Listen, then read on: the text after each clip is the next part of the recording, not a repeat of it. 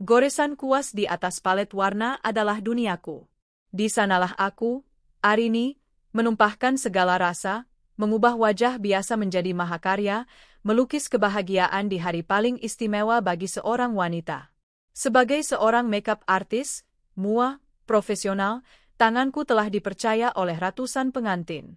Jemariku menari dengan lincah, memadukan foundation, menyapukan eyeshadow, dan membentuk alis dengan presisi yang didapat dari jam terbang tak terhitung.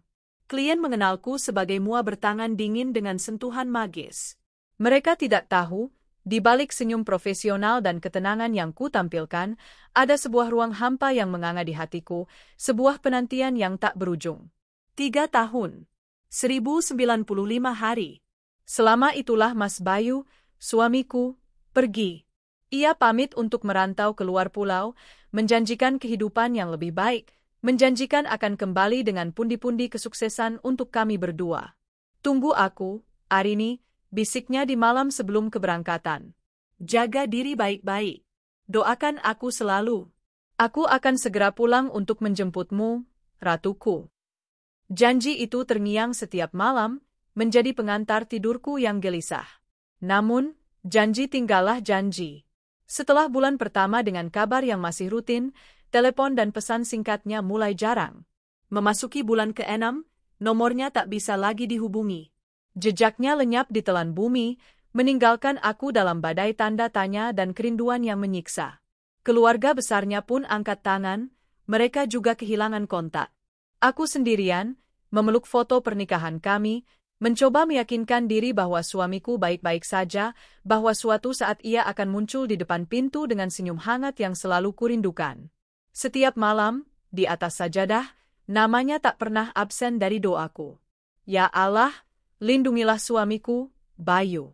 Dimanapun ia berada, berikanlah ia kesehatan, keselamatan, dan mudahkanlah jalannya untuk kembali padaku. Doa itu menjadi kekuatanku untuk terus menjalani hidup, untuk terus menekuni profesiku yang kubangun dari nol, profesi yang kini menjadi satu-satunya penyambung hidupku.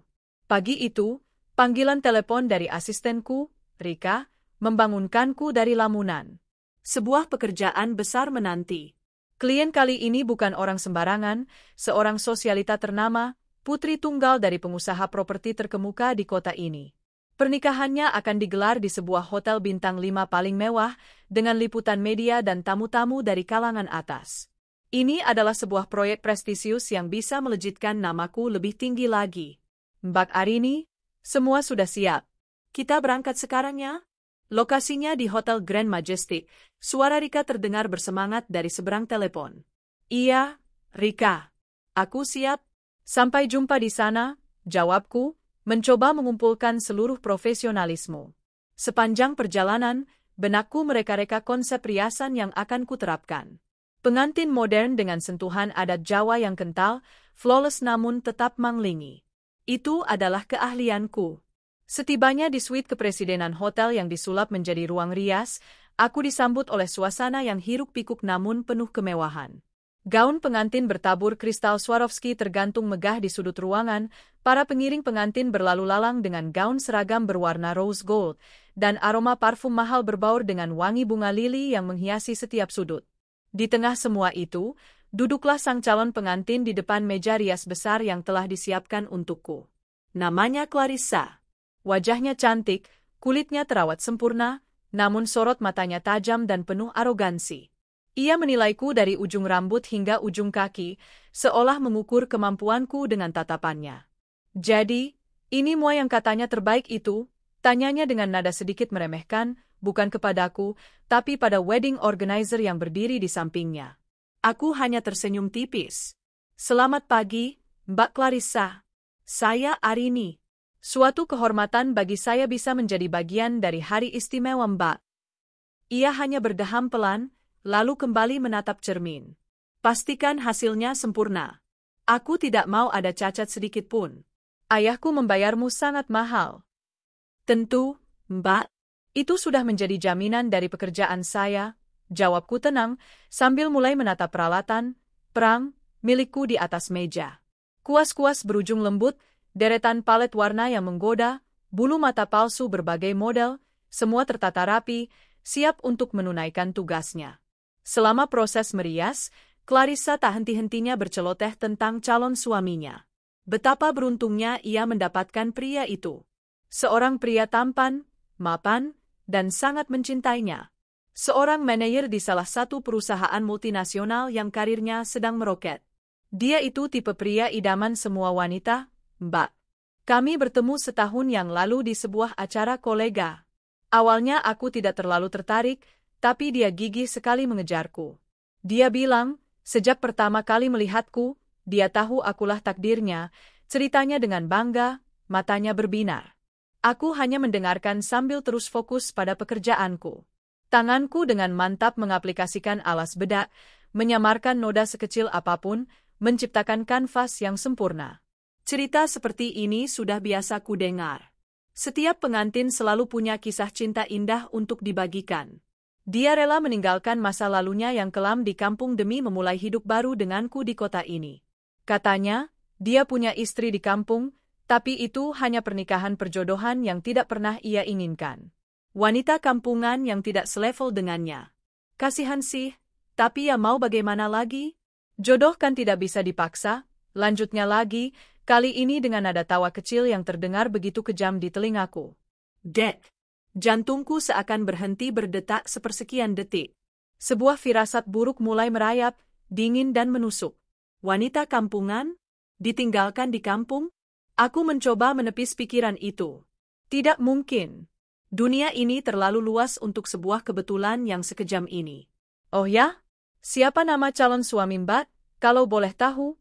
Tanyaku, berusaha menjaga suaraku agar tetap stabil, padahal di dalam dadaku, gemuruh badai mulai terbentuk. Bayu. Namanya Bayu Aditama, jawabnya ringan, sambil memejamkan mata saat aku mulai membubuhkan eyeshadow di kelopak matanya. Bayu.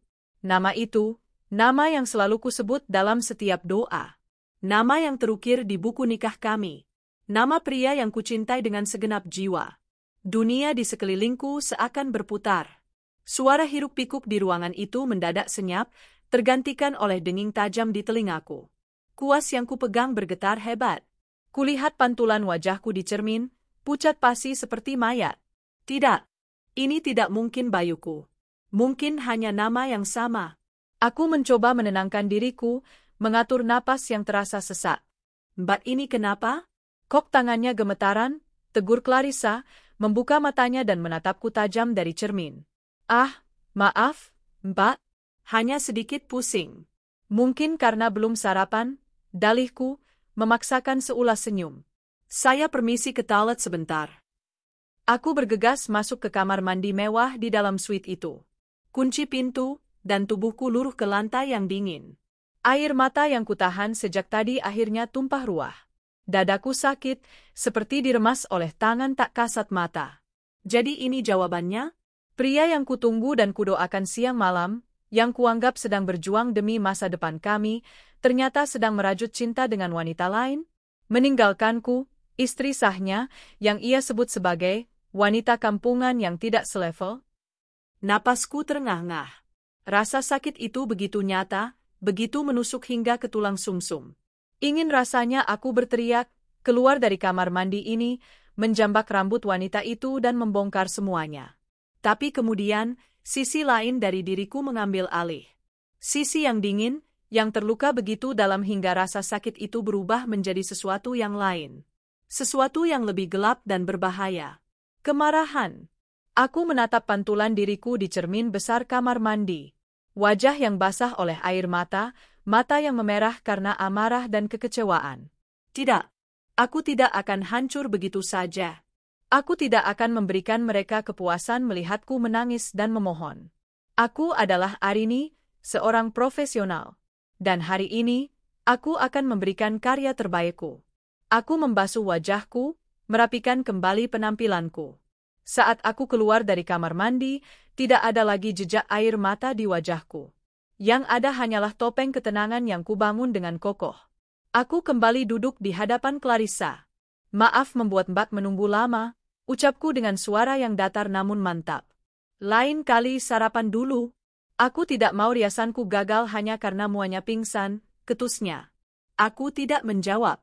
Tanganku kembali menari di wajahnya, namun kali ini dengan tujuan yang berbeda. Setiap sapuan kuas kini kuisi dengan sumpah serapah dalam hati. Setiap warna yang kupilih adalah representasi dari kepedihanku. Warna emas di kelopak matanya adalah warna kebahagiaan palsu yang akan segera sirna. Rona merah di pipinya adalah warna amarahku yang membara. Dan garis bibir merah merona yang kubentuk dengan sempurna akan menjadi bibir yang meneriakkan makian dan penghinaan saat kebenaran terungkap. Aku akan membuatnya menjadi pengantin tercantik yang pernah ada. Aku akan mengubahnya menjadi seorang ratu. Ratu sehari, yang mahkotanya akan kurenggut paksa dan kugantikan dengan mahkota kehinaan. Ya, aku akan selesaikan pekerjaan ini.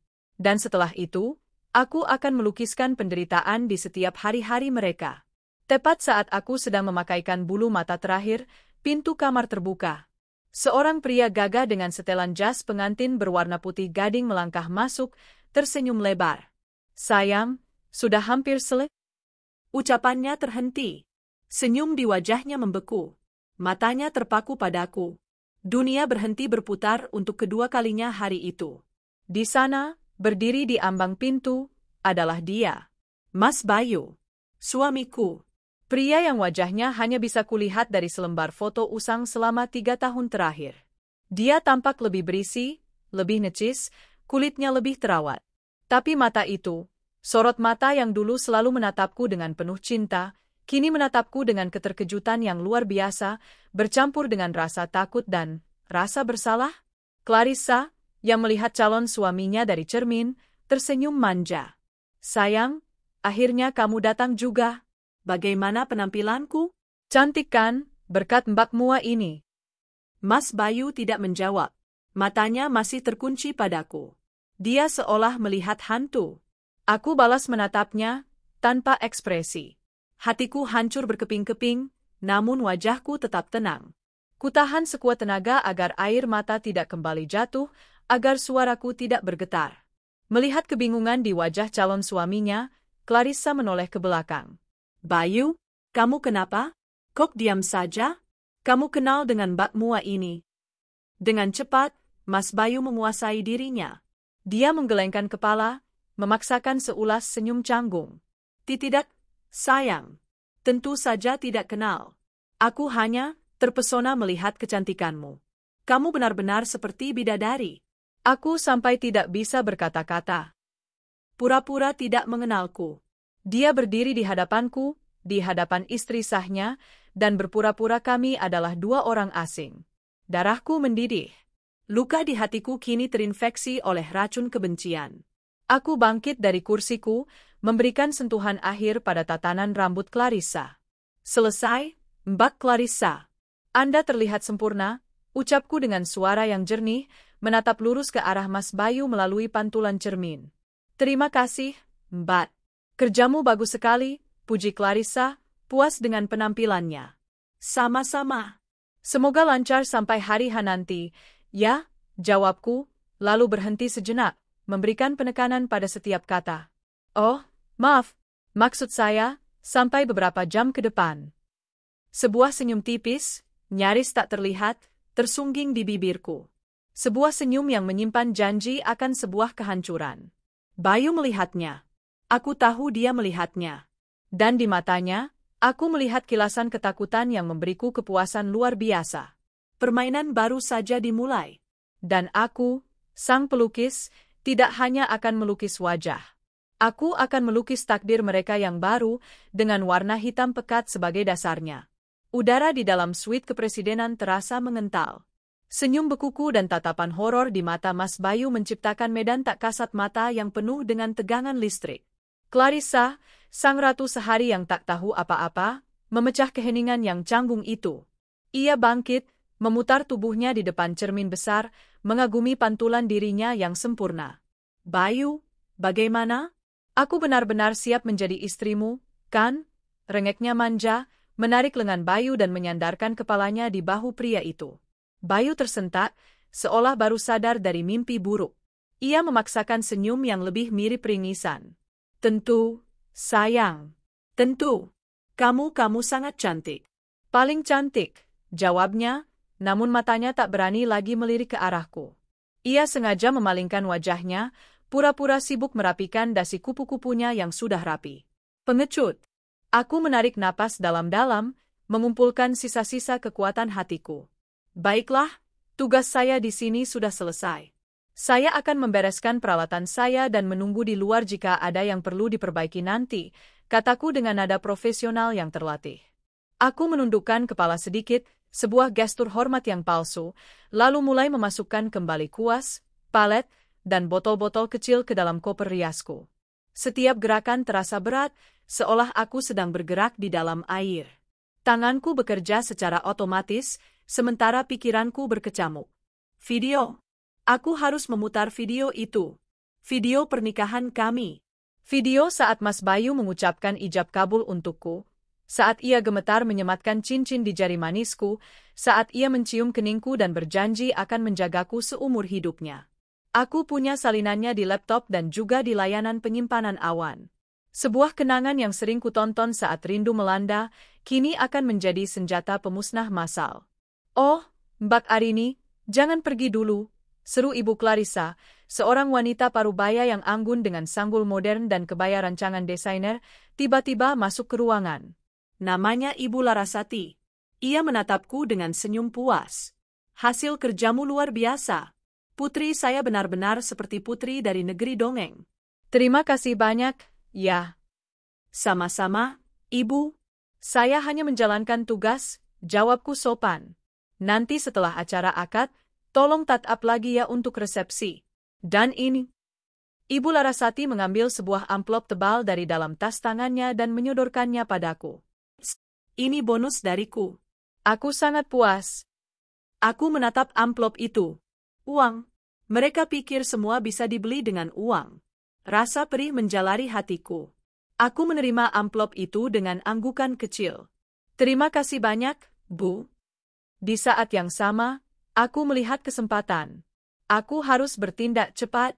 Aku tahu acara sebesar ini pasti memiliki tim dokumentasi dan operator audiovisual yang profesional. Aku hanya perlu menemukan mereka. Setelah selesai membereskan peralatanku, aku pamit undur diri dari ruangan yang terasa menyesakkan itu.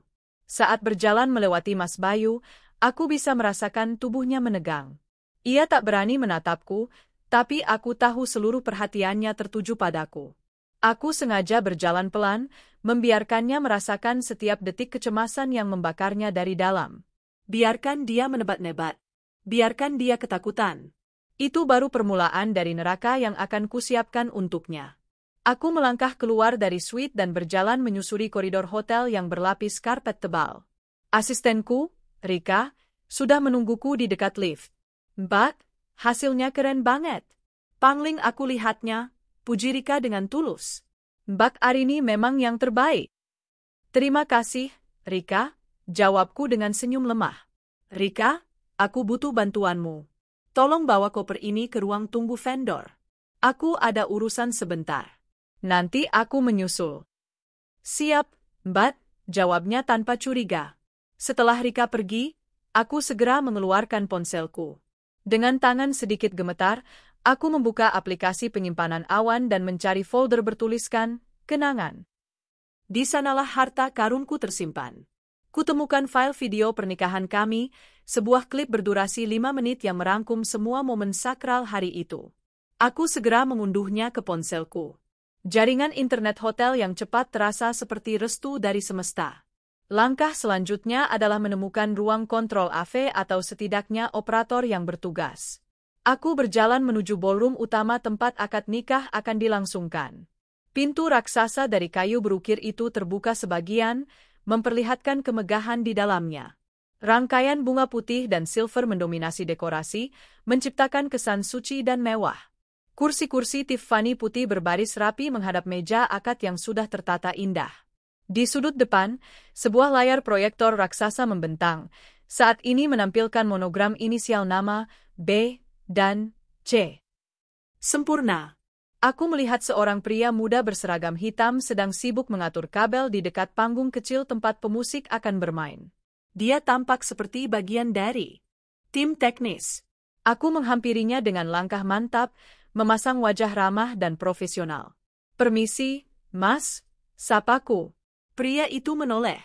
Iya, Mbak, ada yang bisa dibantu. Saya Arini, mua dari pihak mempelai wanita. Tadi Ibu Larasati, Ibunda Mbak Clarissa, titip pesan penting ke saya. Beliau bilang, ada sebuah video kejutan yang harus diputar tepat sebelum prosesi ijab kabul dimulai. Katanya ini hadiah spesial dari sahabat-sahabat Mbak Clarissa, ujarku, merangkai kebohongan dengan lancar. Pria itu tampak sedikit bingung. Oh ya, Mbak? Soalnya di rundown acara tidak ada jadwal pemutaran video sebelum akad. Aku mengeluarkan kemampuan akting terbaikku, memasang ekspresi sedikit panik. Nah, itu dia, Mas. Justru karena ini kejutan, jadi tidak dimasukkan ke rundown. Ibu Larasati sendiri yang minta dirahasiakan, bahkan dari wedding organizer-nya, supaya benar-benar jadi kejutan untuk kedua mempelai. Beliau tadi sibuk sekali, jadi titip ke saya karena kebetulan saya mau keluar dari ruang rias. Beliau wanti-wanti, jangan sampai gagal, Mas. Bisa marah besar nanti beliau. Mendengar nama Ibu Larasati dan ancaman, marah besar, raut wajah teknisi itu langsung berubah. Siapapun yang bekerja di industri pernikahan tahu, aturan nomor 1 adalah jangan pernah membuat klien, apalagi ibu dari mempelai wanita, marah. Oh, begitu ya, Mbak? Wah, untung Mbak kasih tahu saya.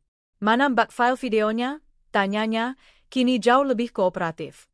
Filenya ada di ponsel saya. Saya bisa transfer sekarang. Mas bawa flash disk? Bawa, Mbak. Sebentar. Ia merogoh sakunya dan mengeluarkan sebuah flash disk. Dengan cepat, aku mentransfer file video dari ponselku ke flash disk miliknya. Jantungku berdebar begitu kencang, rasanya seperti akan melompat keluar dari dada. Aku menamai file itu dengan judul A Special Surprise for Bayu Clarissa. Ini ya, Mas. Tolong diputar penuh dari awal sampai akhir, tepat setelah MC memberikan kata pembuka. Jangan dipotong. Ini permintaan khusus Ibu Larasati, kataku, menekankan sekali lagi perintah fiktif itu. Siap, Mbak. Beres. Saya akan pastikan videonya terputar di waktu yang tepat, janjinya. Terima kasih banyak ya, Mas. Anda sudah menyelamatkan saya, ucapku dengan senyum penuh kelegaan. Misi pertama berhasil. Umpan sudah terpasang. Sekarang aku hanya perlu menunggu waktu yang tepat untuk memicunya. Aku berjalan menjauh dari ballroom, mencari sebuah sudut yang sepi untuk menenangkan diri. Aku bersandar di dinding koridor yang dingin, memejamkan mata dan mencoba mengatur napas. Di balik ketenanganku, ada badai emosi yang mengamuk. Bayangan wajah Mas Bayu saat pertama kali melihatku tadi terus berkelebat. Ketakutan di matanya, kepura-puraannya, semua itu terasa seperti tusukan belati yang diputar-putar di jantungku. Bagaimana bisa dia melakukan ini? Bagaimana bisa pria yang dulu berjanji sehidup semati denganku kini berdiri di sana, siap mengucap janji yang sama untuk wanita lain, sementara aku, istrinya, dianggap tidak pernah ada? Sakit. Kata itu bahkan tidak cukup untuk menggambarkan perasaanku. Ini adalah penghancuran total. Jiwaku serasa direnggut paksa, diinjak-injak, lalu diludahi. 3 tahun penantianku, 3 tahun kesetiaanku, 3 tahun doaku, semuanya dibalas dengan pengkhianatan paling keji. Tiba-tiba, sebuah suara yang sangat kukenal menyentakkanku kembali ke dunia nyata. Arini. Aku membuka mata. Mas Bayu berdiri beberapa meter di hadapanku. Wajahnya pias, tatapannya penuh dengan kepanikan. Ia memastikan tidak ada orang lain di koridor itu sebelum melangkah lebih dekat. Apa yang kamu lakukan di sini? Desisnya dengan suara rendah, nyaris berbisik. Aku menatapnya dingin. Tidak ada lagi air mata, yang tersisa hanyalah kebencian yang membeku. Aku sedang bekerja, jawabku datar. Merias calon istrimu. Bukankah dia terlihat sangat cantik? Wajah Bayu tampak tersiksa. Arini, aku bisa jelaskan. Ini tidak seperti yang kamu bayangkan. Aku tertawa, tawa sumbang yang penuh kepahitan. Tidak seperti yang kubayangkan? Jadi, apa yang harus kubayangkan, Mas? Bahwa pria yang berdiri di hadapanku ini bukan suamiku? Bahwa pernikahan yang akan kau langsungkan 1 jam lagi ini hanya sebuah drama panggung? Jelaskan padaku bagian mana yang salah dari bayanganku. Dengar, Arini. Aku terpaksa. Aku tidak punya pilihan, katanya, suaranya bergetar. Terpaksa? Siapa yang menodongkan pistol di kepalamu untuk meninggalkan istrimu tanpa kabar selama 3 tahun? Siapa yang memaksamu untuk melamar wanita lain dan menyebut istrimu sendiri, wanita kampungan? Cecarku, setiap kata kuucapkan dengan penekanan yang tajam dan menusuk. Bayu terkesiap. Ia jelas kaget aku mengetahui hinaannya. Kamu dengar itu? Aku dengar semuanya, Mas Bayu. Semuanya, jawabku. Sekarang, lebih baik kau kembali ke calon istrimu. Jangan sampai dia curiga melihatmu bicara dengan muar rendahan ini. Ia meraih lenganku, cengkeramannya kuat dan putus asa. Arini, kumohon. Jangan lakukan apapun. Jangan membuat keributan di sini. Aku janji, setelah semua ini selesai, aku akan menemuimu. Aku akan jelaskan semuanya dan kita selesaikan ini baik-baik. Aku menepis tangannya dengan kasar. Selesaikan baik-baik? Tidak ada lagi kata, kita, Mas. Dan sudah terlambat untuk, baik-baik. Seharusnya kau memikirkan itu sebelum kau memutuskan untuk membuangku seperti sampah. Mataku menatap lurus ke dalam matanya. Kembalilah ke singgasanamu, calon pengantin pria.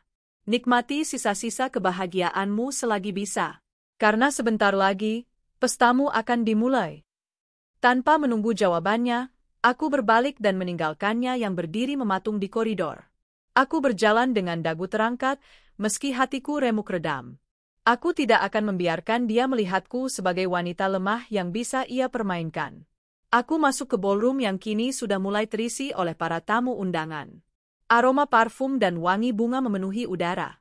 Suara alunan musik tradisional Jawa yang lembut mengalun, menciptakan suasana hikmat. Aku mencari tempat duduk di barisan paling belakang, tempat para vendor biasa berkumpul, namun dengan posisi strategis yang bisa melihat layar proyektor dan wajah kedua mempelai dengan jelas. Waktu terasa berjalan begitu lambat. Setiap detiknya terasa seperti 1 jam. Aku melihat keluarga besar Clarissa duduk di barisan depan, wajah mereka berseri-seri penuh kebahagiaan. Kemudian, aku melihat rombongan keluarga mempelai pria masuk. Aku mencari-cari wajah yang kukenal, wajah ibu dan bapak mertuaku. Tapi tidak ada. Tentu saja, Bayu pasti tidak berani membawa mereka. Dia menciptakan identitas baru, masa lalu baru, demi menikahi putri konglomerat ini. Akhirnya, saat yang ditunggu-tunggu tiba. MC naik ke atas panggung, tersenyum ramah kepada para hadirin. Clarissa, didampingi oleh ayahnya, berjalan anggun di atas karpet bunga menuju meja akad. Di sana, Mas Bayu sudah menunggunya, tampak tegang dan gelisah. Ia terus melirik ke segala arah, seolah mencariku di tengah kerumunan. Mereka duduk bersanding di meja akad. Sang penghulu membuka buku nikah, bersiap untuk memulai prosesi. Jantungku berdebar tak karuan. Ini saatnya.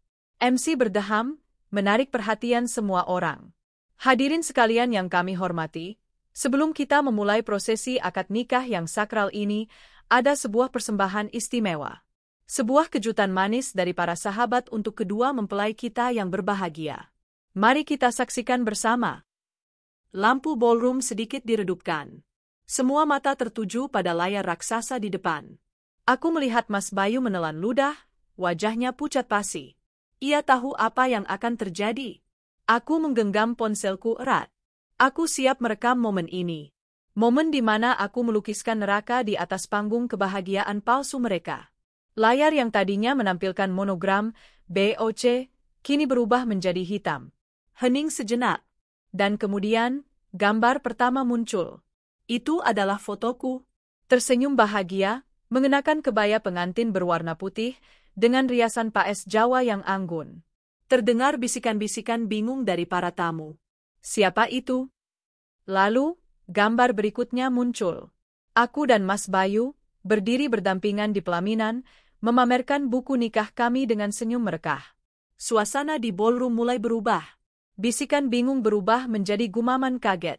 Di depan sana, aku melihat Clarissa menoleh pada Bayu dengan tatapan tak mengerti. Wajah ayahnya mengeras. Dan kemudian, videonya dimulai.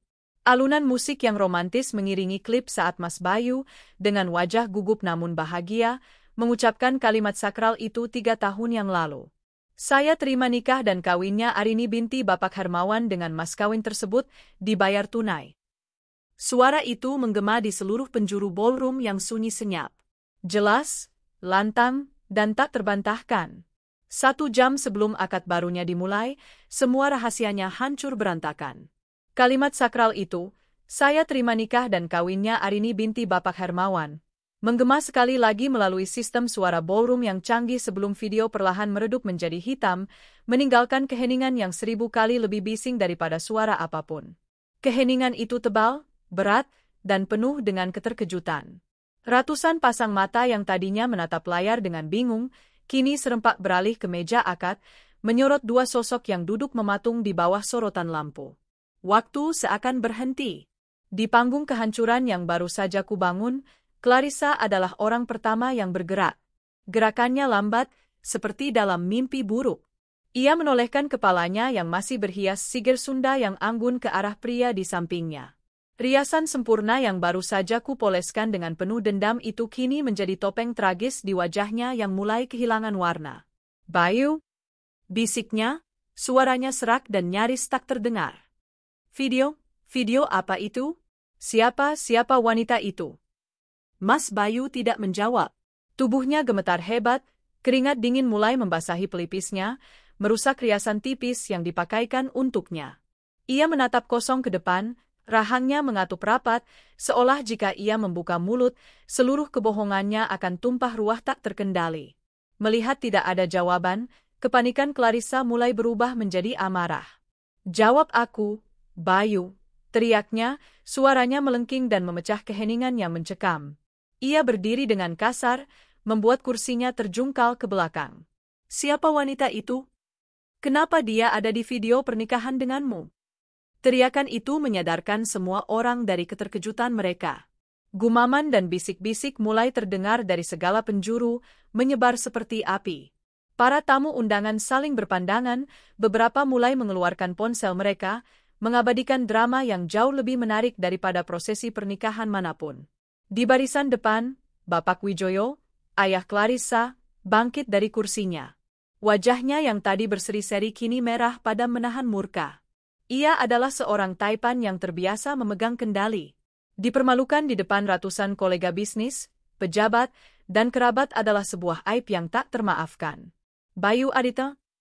Suara berat Bapak Wijoyo menggelegar, memotong semua bisikan. Semua mata kini tertuju padanya.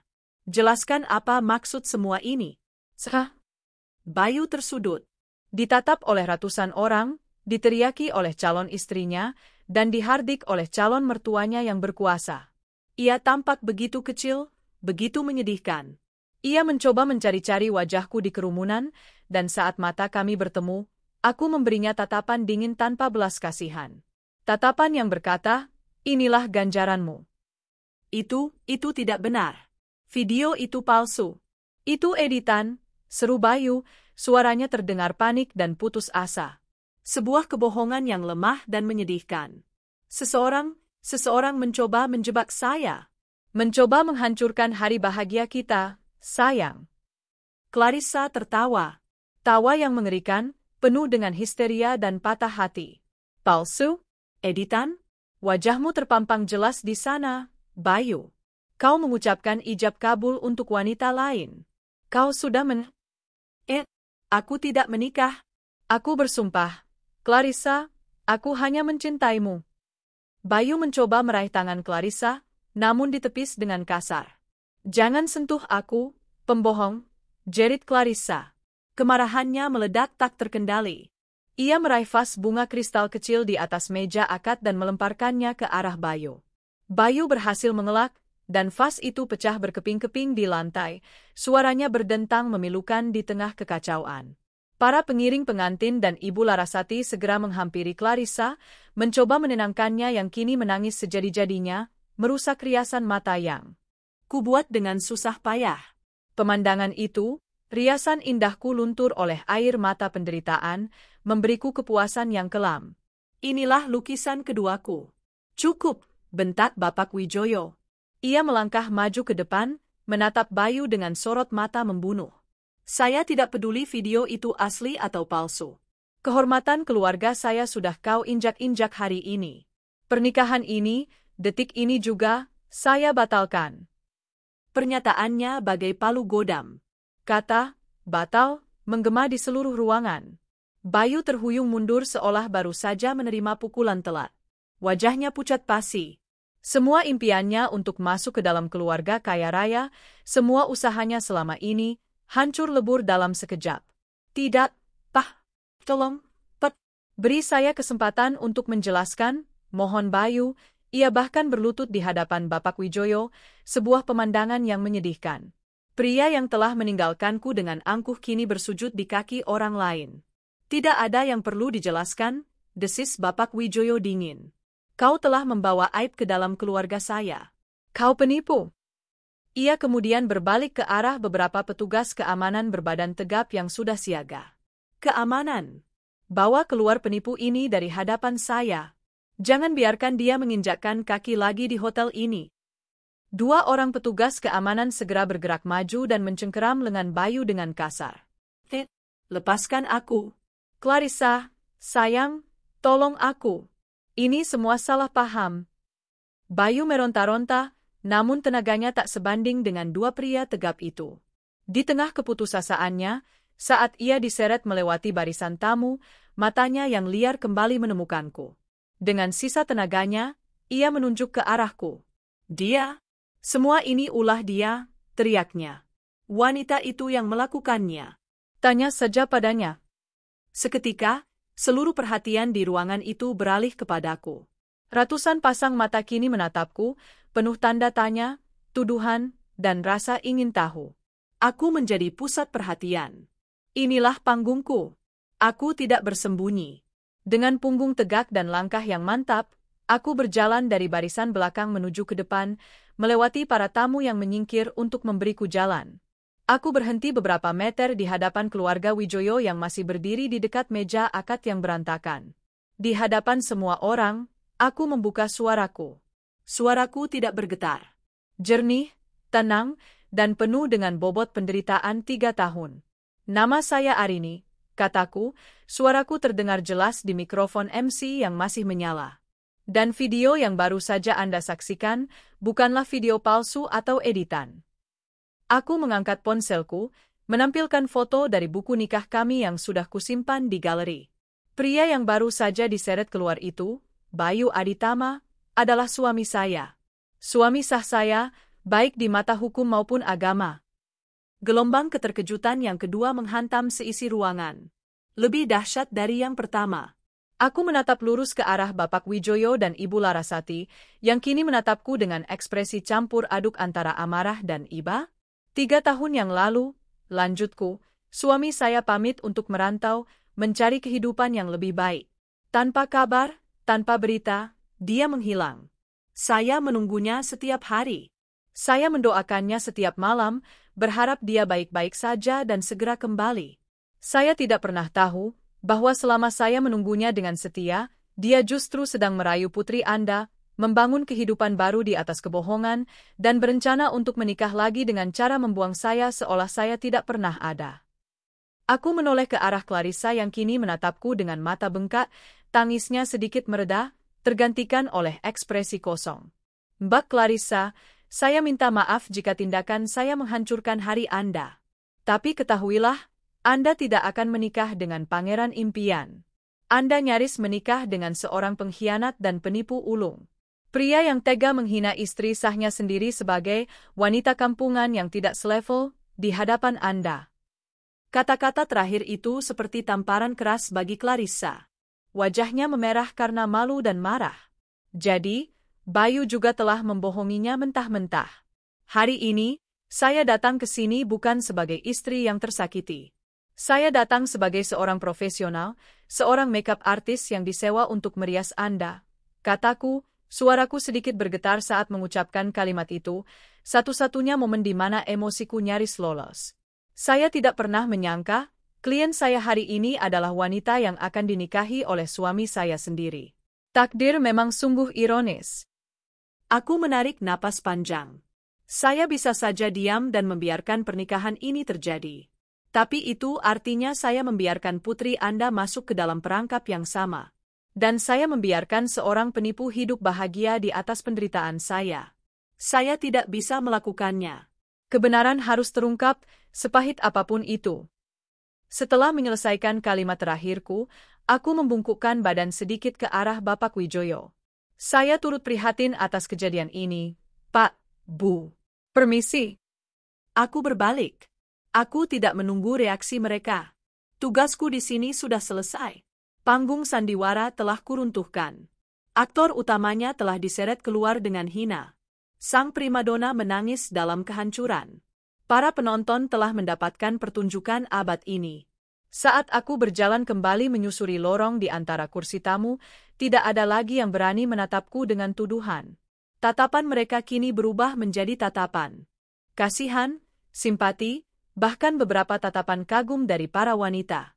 Mereka tidak lagi melihatku sebagai perusak pesta, tapi sebagai seorang istri yang memperjuangkan kebenarannya. Kekacauan masih berlanjut di belakangku. Suara tangisan, teriakan, dan perintah-perintah yang saling bersahutan. Tapi aku tidak lagi peduli. Aku terus berjalan lurus menuju pintu keluar ballroom, meninggalkan puing-puing pernikahan impian yang telah kuhancurkan dengan tanganku sendiri. Aku tidak merasa menang. Aku juga tidak merasa bahagia. Hatiku masih hancur, lukaku masih menganga. Tapi di tengah kehancuran itu, ada satu perasaan yang muncul. Perasaan lega. Beban penantian dan ketidakpastian selama 3 tahun yang menghimpit dadaku, akhirnya terangkat. Di luar, Bayu dan pelakornya mungkin akan menghadapi cacian dan luka dari masyarakat. Tapi itu urusan mereka. Bagiku, lukisan kehancuran yang kutorehkan hari ini telah selesai. Dan aku, sang pelukis, akhirnya bebas. Bebas dari penantian, bebas dari kebohongan, dan bebas dari seorang pria yang tidak pantas mendapatkan setetes pun air mataku lagi. Langkahku membawaku keluar dari pintu ballroom yang megah itu, seolah melintasi sebuah portal tak terlihat. Di dalam, kekacauan dan drama mencapai puncaknya. Di luar, di koridor hotel yang sepi, hanya ada keheningan dan gemanya yang membayangi.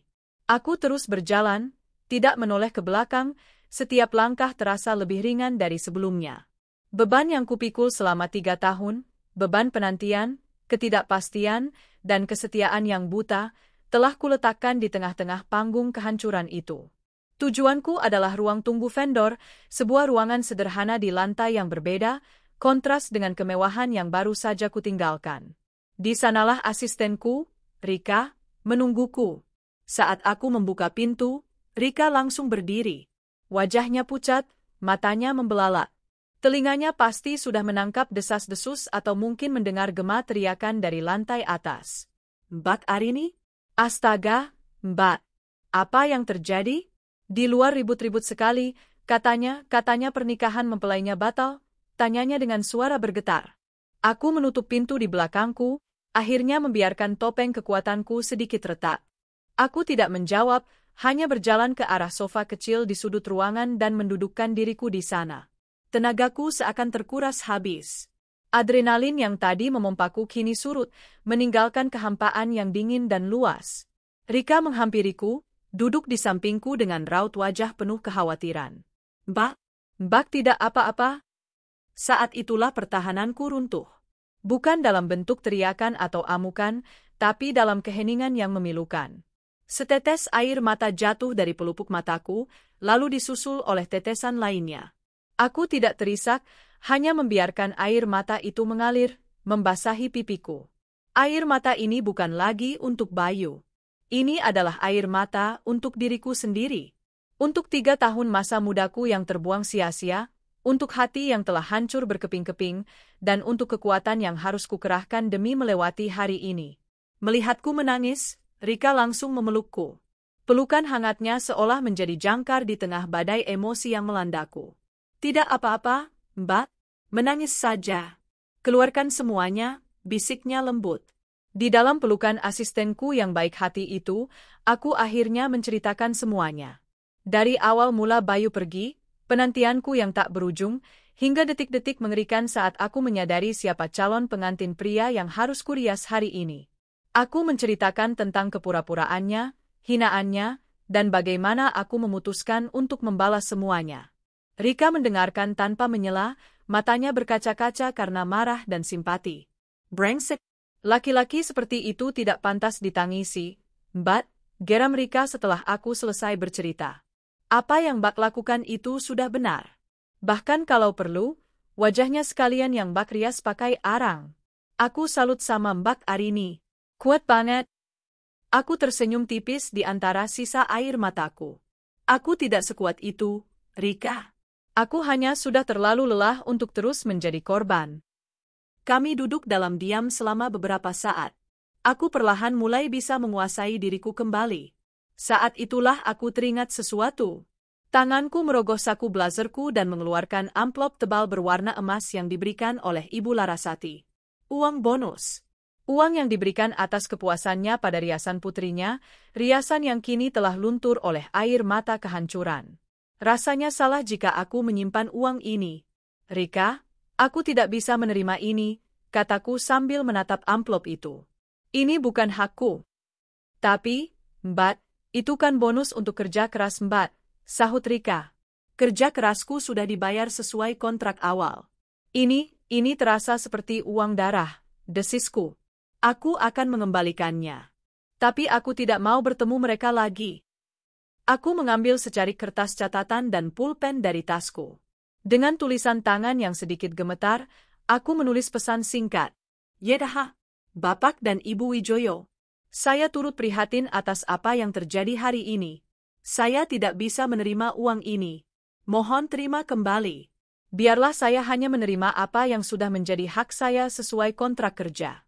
Hormat saya, Arini. Aku memasukkan kembali kertas itu ke dalam amplop. Rika, tolong kamu antarkan ini ke meja resepsionis ballroom. Titipkan pada wedding organizer yang bertugas, bilang ini dari saya untuk keluarga Wijoyo. Setelah itu, kita pulang. Baik, Mbak. Aku segera kembali, kata Rika sambil mengambil amplop itu dan bergegas pergi. Sepeninggal Rika, aku membuka ponselku. Dan di sanalah neraka dunia maya telah dimulai. Puluhan notifikasi dari berbagai media sosial membanjiri layarku. Nama hotel, Grand Majestic, menjadi trending topik nomor 1 di Twitter. Aku memberanikan diri untuk membukanya. Ribuan cuitan berseliweran, dilengkapi dengan tagar-tagar seperti tragedi nikah mewah, suami direbut istri sah, move of the year. Beberapa tamu undangan yang, beruntung, berhasil merekam bagian-bagian penting dari drama tadi. Sebuah video buram yang kuputar dari ponsel menunjukkan dengan jelas detik-detik Bayu diseret keluar oleh keamanan sambil meronta-ronta. Video lain, yang lebih jernih, merekam sebagian dari pidato singkatku di depan para tamu. Komentar-komentar netizen membanjiri setiap unggahan. Gila ah, ini sinetron azab versi real life. Keren banget sih Mbak Muanya. Itu si Clarissa Sosialita yang suka pamer di IG, kan? Malu seumur hidup pasti. Rasem. Lakinya muka tembok banget. Udah salah masih ngeles.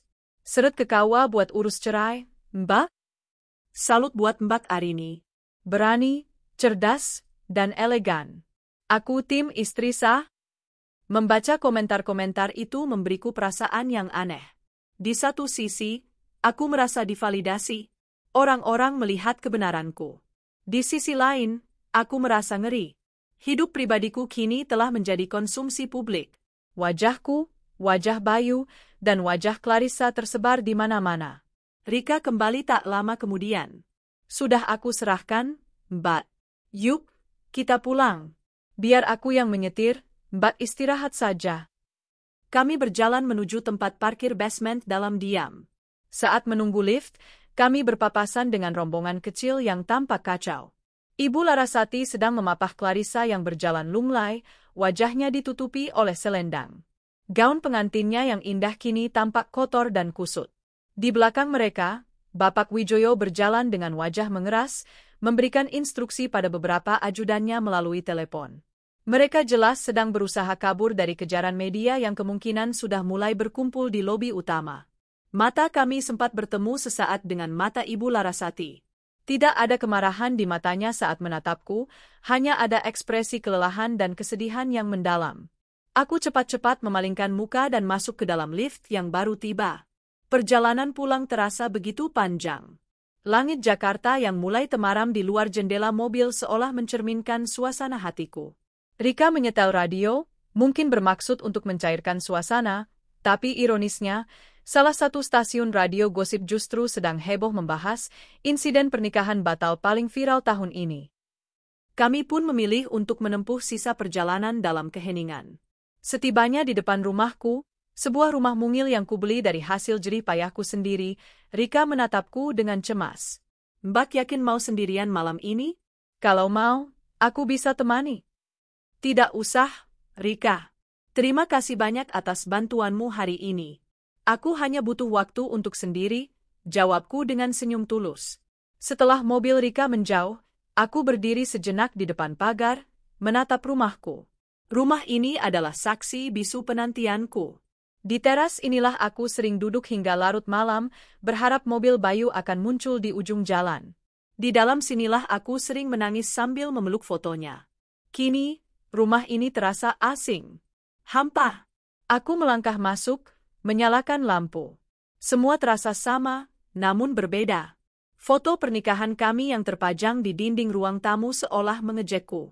Tanpa pikir panjang, aku meraih bingkai foto itu, membukanya, dan merobek foto itu menjadi dua bagian. Bagian fotoku kusimpan, dan bagian foto Bayu kuremas hingga tak berbentuk lalu kulempar ke tempat sampah. Satu langkah kecil, tapi terasa begitu membebaskan. Aku membersihkan diri, mengganti pakaianku dengan daster rumahan yang nyaman. Saat itulah ponselku berdering. Nomor tidak dikenal. Aku ragu untuk mengangkatnya, khawatir itu adalah wartawan atau orang iseng. Tapi entah kenapa, sebuah dorongan membuatku menekan tombol hijau. Halo, sapaku hati-hati. Selamat malam. Apa saya bicara dengan Ibu Arini? Suara di seberang terdengar berat, berwibawa, dan sangat kukenali. Suara Bapak Wijoyo. Jantungku berdebar. Iya, benar. Saya sendiri. Saya Wijoyo, ayah dari Clarissa, katanya.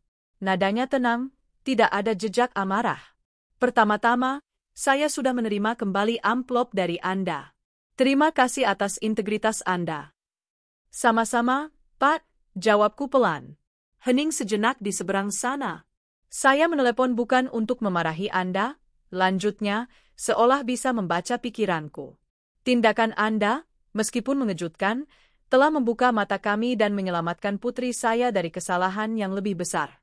Untuk itu, saya berterima kasih. Aku tertegun. Berterima kasih? Aku tidak menyangka akan mendengar kata itu darinya. Namun, ada beberapa hal yang perlu kita selesaikan terkait penipu itu. Dia telah merugikan keluarga saya, bukan hanya secara moral tapi juga material. Dan saya yakin, dia juga masih terikat secara hukum dengan Anda, jelasnya. Ibu Arini, saya tahu ini terlalu cepat, tapi ada yang perlu kita bicarakan secara langsung. Bisakah kita bertemu besok? Tawaran itu menggantung di udara. Bertemu dengan ayah dari wanita yang nyaris dinikahi suamiku. Entah apa yang akan terjadi, tapi aku tahu, ini adalah babak baru. Babak di mana aku tidak lagi hanya membalas dendam, tapi juga harus menuntut keadilan. Baik, Pak, jawabku, suaraku lebih mantap dari yang kuduga. Kita bisa bertemu besok. Malam itu aku tidak bisa tidur. Bukan karena kesedihan, melainkan karena gejolak emosi yang aneh. Perasaan lega yang membanjiri jiwaku bercampur dengan sisa-sisa amarah dan kelelahan yang mendalam. Setiap kali aku memejamkan mata, bayangan wajah-wajah di ballroom itu berkelebat. Wajah terkejut para tamu, wajah histeris Clarissa, wajah pucat pasi Bayu saat diseret keluar, dan terakhir, wajah tenang Bapak Wijoyo. Telepon darinya adalah hal terakhir yang kuduga akan terjadi. Permintaannya untuk bertemu besok membuat benakku dipenuhi ribuan pertanyaan. Pagi menyingsing, membawa serta kenyataan baru. Dunia di luar rumahku tidak lagi sama. Saat aku menyalakan televisi untuk mencari berita pagi, wajahku ada di sana. Sebuah stasiun berita infotainment sedang membahas tuntas skandal pernikahan Grand Majestic. Mereka menampilkan foto-foto pernikahanku dengan Bayu yang entah dari mana mereka dapatkan, bersanding dengan foto-foto pertunangan mewahnya dengan Clarissa. Wajahku, yang selama ini hanya dikenal di kalangan klien dan vendor pernikahan, kini menjadi wajah nasional. Wajah istri sah yang teraniaya.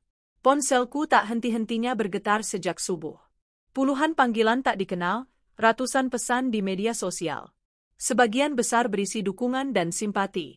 Para wanita mengirimiku pesan-pesan yang menguatkan, menyebutku sebagai inspirasi. Namun, ada juga beberapa pesan dari wartawan yang memaksa, menawarkan sejumlah uang untuk sebuah wawancara eksklusif. Aku mengabaikan semuanya. Pertarunganku kemarin bersifat personal, aku tidak berniat mengubahnya menjadi sirkus media. Pukul 10 pagi, sebuah pesan masuk dari nomor yang sama dengan semalam. Itu adalah sekretaris Bapak Wijoyo, memberikan alamat pertemuan dan mengonfirmasi waktunya pukul 2 siang. Lokasinya bukan di kantornya atau di hotel miliknya, melainkan di sebuah restoran fine dining yang terkenal sangat privat di dalam sebuah ruangan VVIP. Pilihan lokasi itu memberitahuku dua hal, dia sangat serius dan dia ingin kerahasiaan total. Aku mempersiapkan diri dengan saksama. Aku tidak ingin terlihat glamor seperti seorang mua, tapi aku juga menolak untuk terlihat seperti korban yang menyedihkan. Aku memilih untuk mengenakan sebuah blus sederhana berwarna krem yang elegan, dipadukan dengan celana bahan hitam dan sepatu hak rendah. Rambutku kuikat rapi ke belakang. Riasanku tipis dan natural, cukup untuk menutupi sisa-sisa kelelahan di wajahku. Aku ingin menunjukkan diriku sebagai Arini, seorang wanita profesional, tenang, dan memegang kendali. Sebelum berangkat, aku mengumpulkan semua yang kubutuhkan dalam sebuah map. Fotokopi buku nikah, KTP, beberapa foto lama kami berdua, dan sisa-sisa bukti komunikasi terakhir kami sebelum dia menghilang. Aku tidak tahu apa yang akan terjadi, tapi aku harus siap. Restoran itu terletak di lantai tertinggi sebuah gedung pencakar langit di pusat bisnis kota. Saat aku menyebutkan nama reservasi, seorang manajer langsung mengantarku secara pribadi menuju sebuah ruangan di sudut paling dalam, terisolasi dari tamu-tamu lain. Bapak Wijoyo sudah menungguku di sana. Ia duduk sendirian di meja untuk 4 orang, menatap ke arah jendela besar yang menyajikan pemandangan kota dari ketinggian. Ia berdiri saat aku masuk, sebuah gestur sopan yang mengejutkan. Ibu Arini, terima kasih sudah bersedia datang, sapanya dengan nada datar namun tidak dingin. Ia mempersilakanku duduk di seberangnya. Terima kasih kembali atas undangannya, Pak, jawabku, berusaha menjaga ketenanganku meski jantungku berdebar. Seorang pelayan masuk, menyajikan air mineral, lalu undur diri dengan diam. Suasana di ruangan itu terasa formal dan sedikit canggung. Bapak Wijoyo tidak membuang waktu. Saya harap Anda tidak salah paham dengan tujuan saya mengundang Anda ke sini. Ia memulai. Saya tidak berniat menyalahkan Anda atas apa yang terjadi kemarin. Sejujurnya, saya lega semua ini terjadi sebelum putri saya terikat secara hukum dengan penipu itu. Ia mengucapkan kata, penipu, dengan penekanan dingin yang membuatku sedikit bergidik. Kondisi Clarissa saat ini sangat terguncang, lanjutnya, matanya menatap lurus ke arahku, seolah mengukur reaksiku. Dia merasa malu, marah, dan hancur. Seluruh hidupnya yang ia bangun di media sosial, citranya sebagai wanita sukses yang akan menikah dengan pria sempurna, semuanya hancur dalam sekejap. Dia mengurung diri di kamar dan menolak bertemu siapapun. Aku hanya bisa menunduk. Saya turut prihatin, bisikku tulus. Bagaimanapun marahnya aku pada Clarissa, sebagai sesama wanita, aku bisa membayangkan rasa malunya. Tapi ini adalah pelajaran berharga untuknya, kata Bapak Wijoyo tegas. Dan ini membawa saya ke tujuan utama pertemuan kita. Pria itu, Bayu Aditama, tidak hanya menyakiti hati Anda dan putri saya. Dia juga telah menipu saya. Aku mengangkat alisku, tertarik. Selama setahun terakhir, dengan dalih sebagai calon menantu, dia berhasil meyakinkan saya untuk memberikan modal usaha untuk beberapa proyek fiktif. Jumlahnya tidak sedikit, jelasnya dengan rahang mengeras. Dia menunjukkan proposal palsu, laporan keuntungan palsu. Saya, yang biasanya sangat teliti, dibutakan oleh kepercayaanku pada pilihan putri saya. Dia tidak hanya mencuri hati, tapi juga uang. Aku terkesiap. Jadi, ini bukan hanya soal cinta dan pengkhianatan. Ini sudah masuk ke ranah kriminal. Kemewahan yang Bayu nikmati, mobil sport yang mungkin ia kendarai, apartemen mewah yang ia tinggali, semuanya dibangun dari hasil menipu. Tadi malam, setelah semua kekacauan itu, tim saya langsung bergerak, lanjut Bapak Wijoyo. Kami melacak semua jejaknya. Kami menemukan bahwa dia sudah dipecat dari pekerjaannya sebulan yang lalu karena masalah integritas. Dia hidup sepenuhnya dari uang yang ia peras dari saya dan Clarissa. Semua rekening atas namanya yang terkait dengan keluarga kami sudah kami bekukan pagi ini. Dia sekarang tidak punya apa-apa. Penderitaan yang dijanjikan dalam benakku kemarin kini mulai mengambil bentuk yang nyata.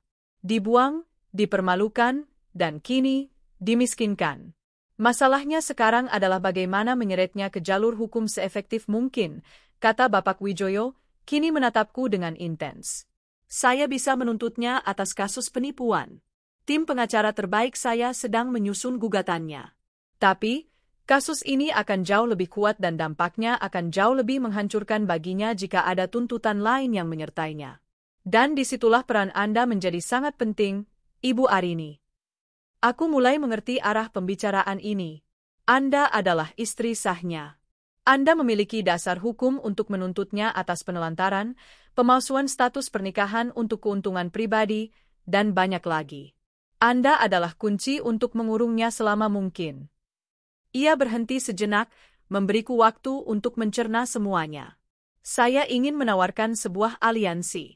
Mari kita hancurkan dia bersama-sama, melalui jalur hukum yang benar. Saya akan menanggung seluruh biaya pengacara untuk kasus Anda, baik itu untuk perceraian maupun tuntutan pidana yang ingin Anda ajukan. Anggap saja ini sebagai kompensasi atas kerugian yang keluarga saya sebabkan secara tidak langsung kepada Anda.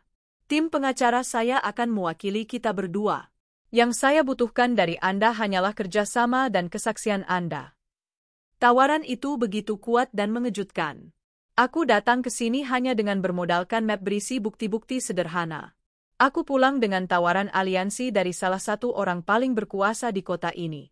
Rencana awalku hanya sampai pada tahap mempermalukannya. Tapi kini, sebuah pintu menuju keadilan yang sesungguhnya terbuka lebar di hadapanku. Keadilan yang akan memastikan Bayu tidak akan pernah lagi bisa menipu wanita lain. Aku teringat pada semua malam di mana aku menangis, pada semua doa yang kupanjatkan, pada hinaan, wanita kampungan, yang dilontarkan Clarissa. Ini adalah kesempatanku untuk benar-benar menutup buku lama dan menulis babak yang baru. Saya setuju, Pak, kataku akhirnya, suaraku mantap. Saya akan bekerja sama. Saya ingin dia mendapatkan hukuman yang setimpal atas semua perbuatannya. Wajah Bapak Wijoyo menunjukkan sedikit kelegaan. Keputusan yang sangat bijak, Ibu Arini. Ia kemudian mengeluarkan ponselnya dan menelepon seseorang. Pak Anjar, bisa masuk sekarang. Pintu ruangan VVIP itu terbuka, dan seorang pria parubaya berpenampilan necis dengan kacamata dan tas kerja kulit masuk. Dia adalah pengacara utamanya. Pertemuan itu berlanjut selama hampir 2 jam. Aku menceritakan seluruh kronologi hubunganku dengan Bayu kepada Pak Anjar, menyerahkan semua bukti yang kubawa. Ia mendengarkan dengan saksama, mencatat setiap detail, dan menjelaskan langkah-langkah hukum yang akan mereka ambil. Gugatan cerai akan segera didaftarkan, diikuti dengan laporan polisi atas tuduhan penipuan dan penelantaran. Saat pertemuan selesai dan aku hendak pamit, Bapak Wijoyo menahanku sejenak. Satu hal lagi, Ibu Arini.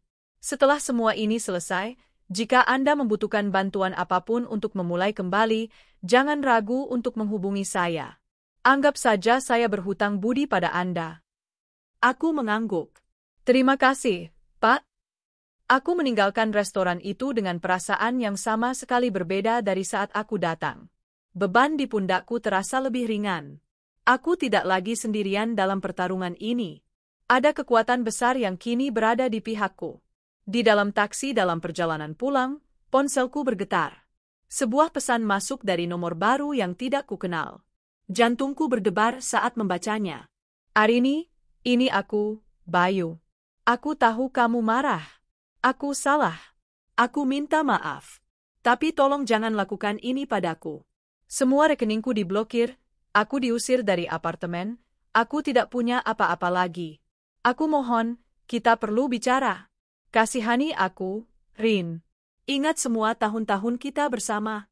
Pesan itu penuh dengan keputusasaan. Pria yang dulu begitu angkuh kini mengemis belas kasihan. Tapi hatiku, yang pernah begitu mencintainya, kini telah membeku menjadi batu. Tidak ada lagi simpati yang tersisa. Tanpa ragu, aku mengambil tangkapan layar dari pesan itu. Kemudian, aku membuka kontak baru yang baru saja disimpan di ponselku. Pak Anjar, pengacara. Aku mengirimkan gambar itu kepadanya. Di bawah gambar itu, aku mengetik sebuah pesan singkat. Bukti pertama, upaya menghubungi dan mengintimidasi saksi. Setelah pesan terkirim, aku memblokir nomor Bayu. Permainannya telah berakhir. Permainanku baru saja naik ke level selanjutnya. Hari-hari setelah pertemuanku dengan Bapak Wijoyo bergulir dengan kecepatan yang tak terduga. Aliansi kami bukan sekadar janji kosong. Roda hukum, yang seringkali terasa lambat dan berbelit, kini berputar dengan kekuatan penuh, digerakkan oleh sumber daya dan pengaruh keluarga Wijoyo. Bagiku, ini adalah sebuah perjalanan baru yang menguras emosi, namun di setiap langkahnya, aku merasa sepotong bebanku terangkat. Pak Anjar dan tim hukumnya bekerja dengan presisi militer. Aku menghabiskan berjam-jam di kantor mereka yang mewah, menceritakan kembali kisahku berulang kali. Setiap detail, setiap kenangan, baik yang manis maupun pahit, harus kubongkar. Aku menyerahkan album foto lama, salinan surat-surat cinta yang pernah Bayu kirimkan dari awal perantauannya, dan bukti-bukti transfer uang yang pernah kukirimkan padanya saat ia mengaku kesulitan di bulan-bulan pertamanya. Semua itu kini bukan lagi memorabilia cinta, melainkan barang bukti dalam sebuah kasus hukum. Prosesnya menyakitkan, seperti mengorek luka lama hingga kembali berdarah. Namun, setiap kali aku keluar dari gedung itu, aku merasa lebih kuat. Aku tidak lagi sekadar meratapi nasib, aku sedang aktif membangun keadilanku sendiri. Gugatan cerai didaftarkan dengan cepat di pengadilan agama. Tuntutannya jelas, cerai gugat karena suami meninggalkan istri lebih dari 2 tahun berturut-turut tanpa kabar dan nafkah, ditambah dengan bukti perselingkuhan yang tak terbantahkan. Di saat yang bersamaan, di ranah hukum yang berbeda, laporan polisi atas nama Bapak Wijoyo terhadap Bayu Aditama resmi dibuat. Tuduhannya berlapis, penipuan dengan kerugian miliaran rupiah dan pemalsuan data diri. Berita tentang proses hukum ini kembali meledak di media. Kali ini, narasi telah bergeser. Bayu bukan lagi sekadar suami yang tidak setia, ia kini adalah tersangka kriminal. Fotonya, yang dulu terpampang sebagai pengantin pria necis, kini menjadi foto buram yang disandingkan dengan pasal-pasal KUHP. Namanya hancur sehancur-hancurnya. Setiap perusahaan yang pernah mengenalnya kini menutup pintu rapat-rapat. Dia menjadi racun, sebuah paria di dunia profesional. Neraka bagi Bayu dimulai dari sini. Tanpa uang, tanpa pekerjaan, dan tanpa tempat tinggal, ia menjadi gelandangan di kota metropolitan yang pernah ia anggap sebagai ladang emasnya. Aku mendengar dari Pak Anjar bahwa ia beberapa kali mencoba menghubungi keluarga Wijoyo, mengirimkan ratusan pesan permohonan maaf kepada Clarissa, namun semua aksesnya telah diblokir. Ia benar-benar terisolasi. Keputusasaannya akhirnya membawanya ke depan pintu rumahku. Suatu sore, saat aku baru saja pulang dari bertemu klien, aku menemukannya di sana. Duduk di trotoar di seberang rumahku, tampak seperti bayangan dari pria yang pernah kukenal. Pakaiannya kusut, rambutnya acak-acakan, dan wajahnya yang dulu terawat kini ditumbuhi jambang yang tak terurus. Ia tampak kurus dan lelah. Saat melihatku, ia langsung berlari menghampiri, wajahnya menunjukkan secercah harapan yang menyedihkan.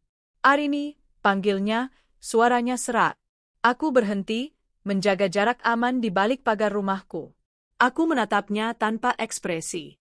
"Rin, tolong aku," isaknya, air mata mulai menggenang di matanya. "Aku tahu aku salah.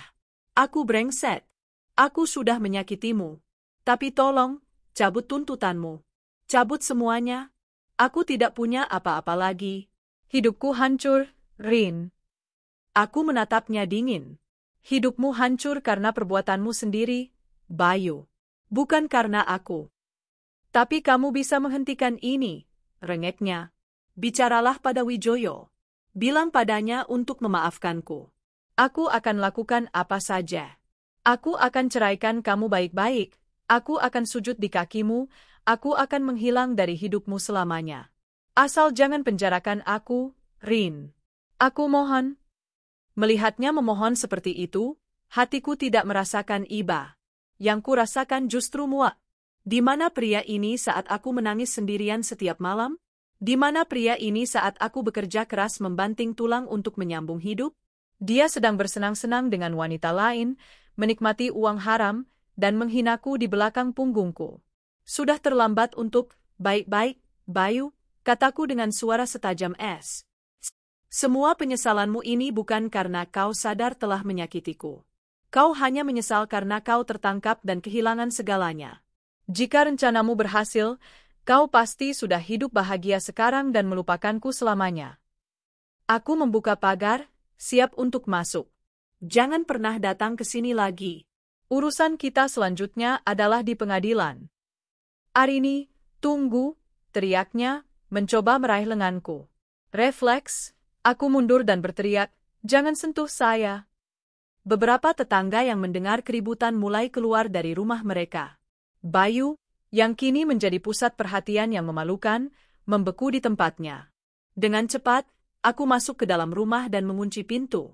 Dari jendela, aku melihatnya berdiri sesaat dengan bahu terkulai sebelum akhirnya berjalan pergi dengan langkah gontai, diiringi tatapan sinis dan bisikan para tetangga. Kejadian itu langsung kulaporkan pada Pak Anjar. Keesokan harinya, timnya sudah mengurus surat perintah perlindungan dari pengadilan. Bayu kini secara hukum dilarang mendekatiku, rumahku, atau tempat kerjaku dalam radius 500 meter. Satu lagi paku tertancap di peti mati kebebasannya. Beberapa hari kemudian, aku menerima telepon dari nomor tak dikenal dari kampung halaman Bayu. Itu adalah ibunya, ibu mertuaku. Suaranya terdengar lirih dan penuh kesedihan. Enduk Arini, ini ibu, sapanya pelan. Enduk, apa kabar? Hatiku sedikit melunak mendengarnya. Alhamdulillah baik, Bu. Ibu bagaimana? Ibu tidak baik, Enduk. Bapakmu juga terus sakit-sakitan sejak mendengar berita tentang Bayu di televisi, keluhnya. Hening sejenak, sebelum ia melanjutkan dengan suara bergetar. Ibu tahu, anak ibu salah besar sama kamu. Tidak ada maaf untuk perbuatannya. Tapi, Enduk, ibu mohon sama kamu, bisakah kamu memaafkan Bayu? Jangan sampai dia di penjara, Enduk. Malu keluarga kita. Kasihanilah kami orang tua ini.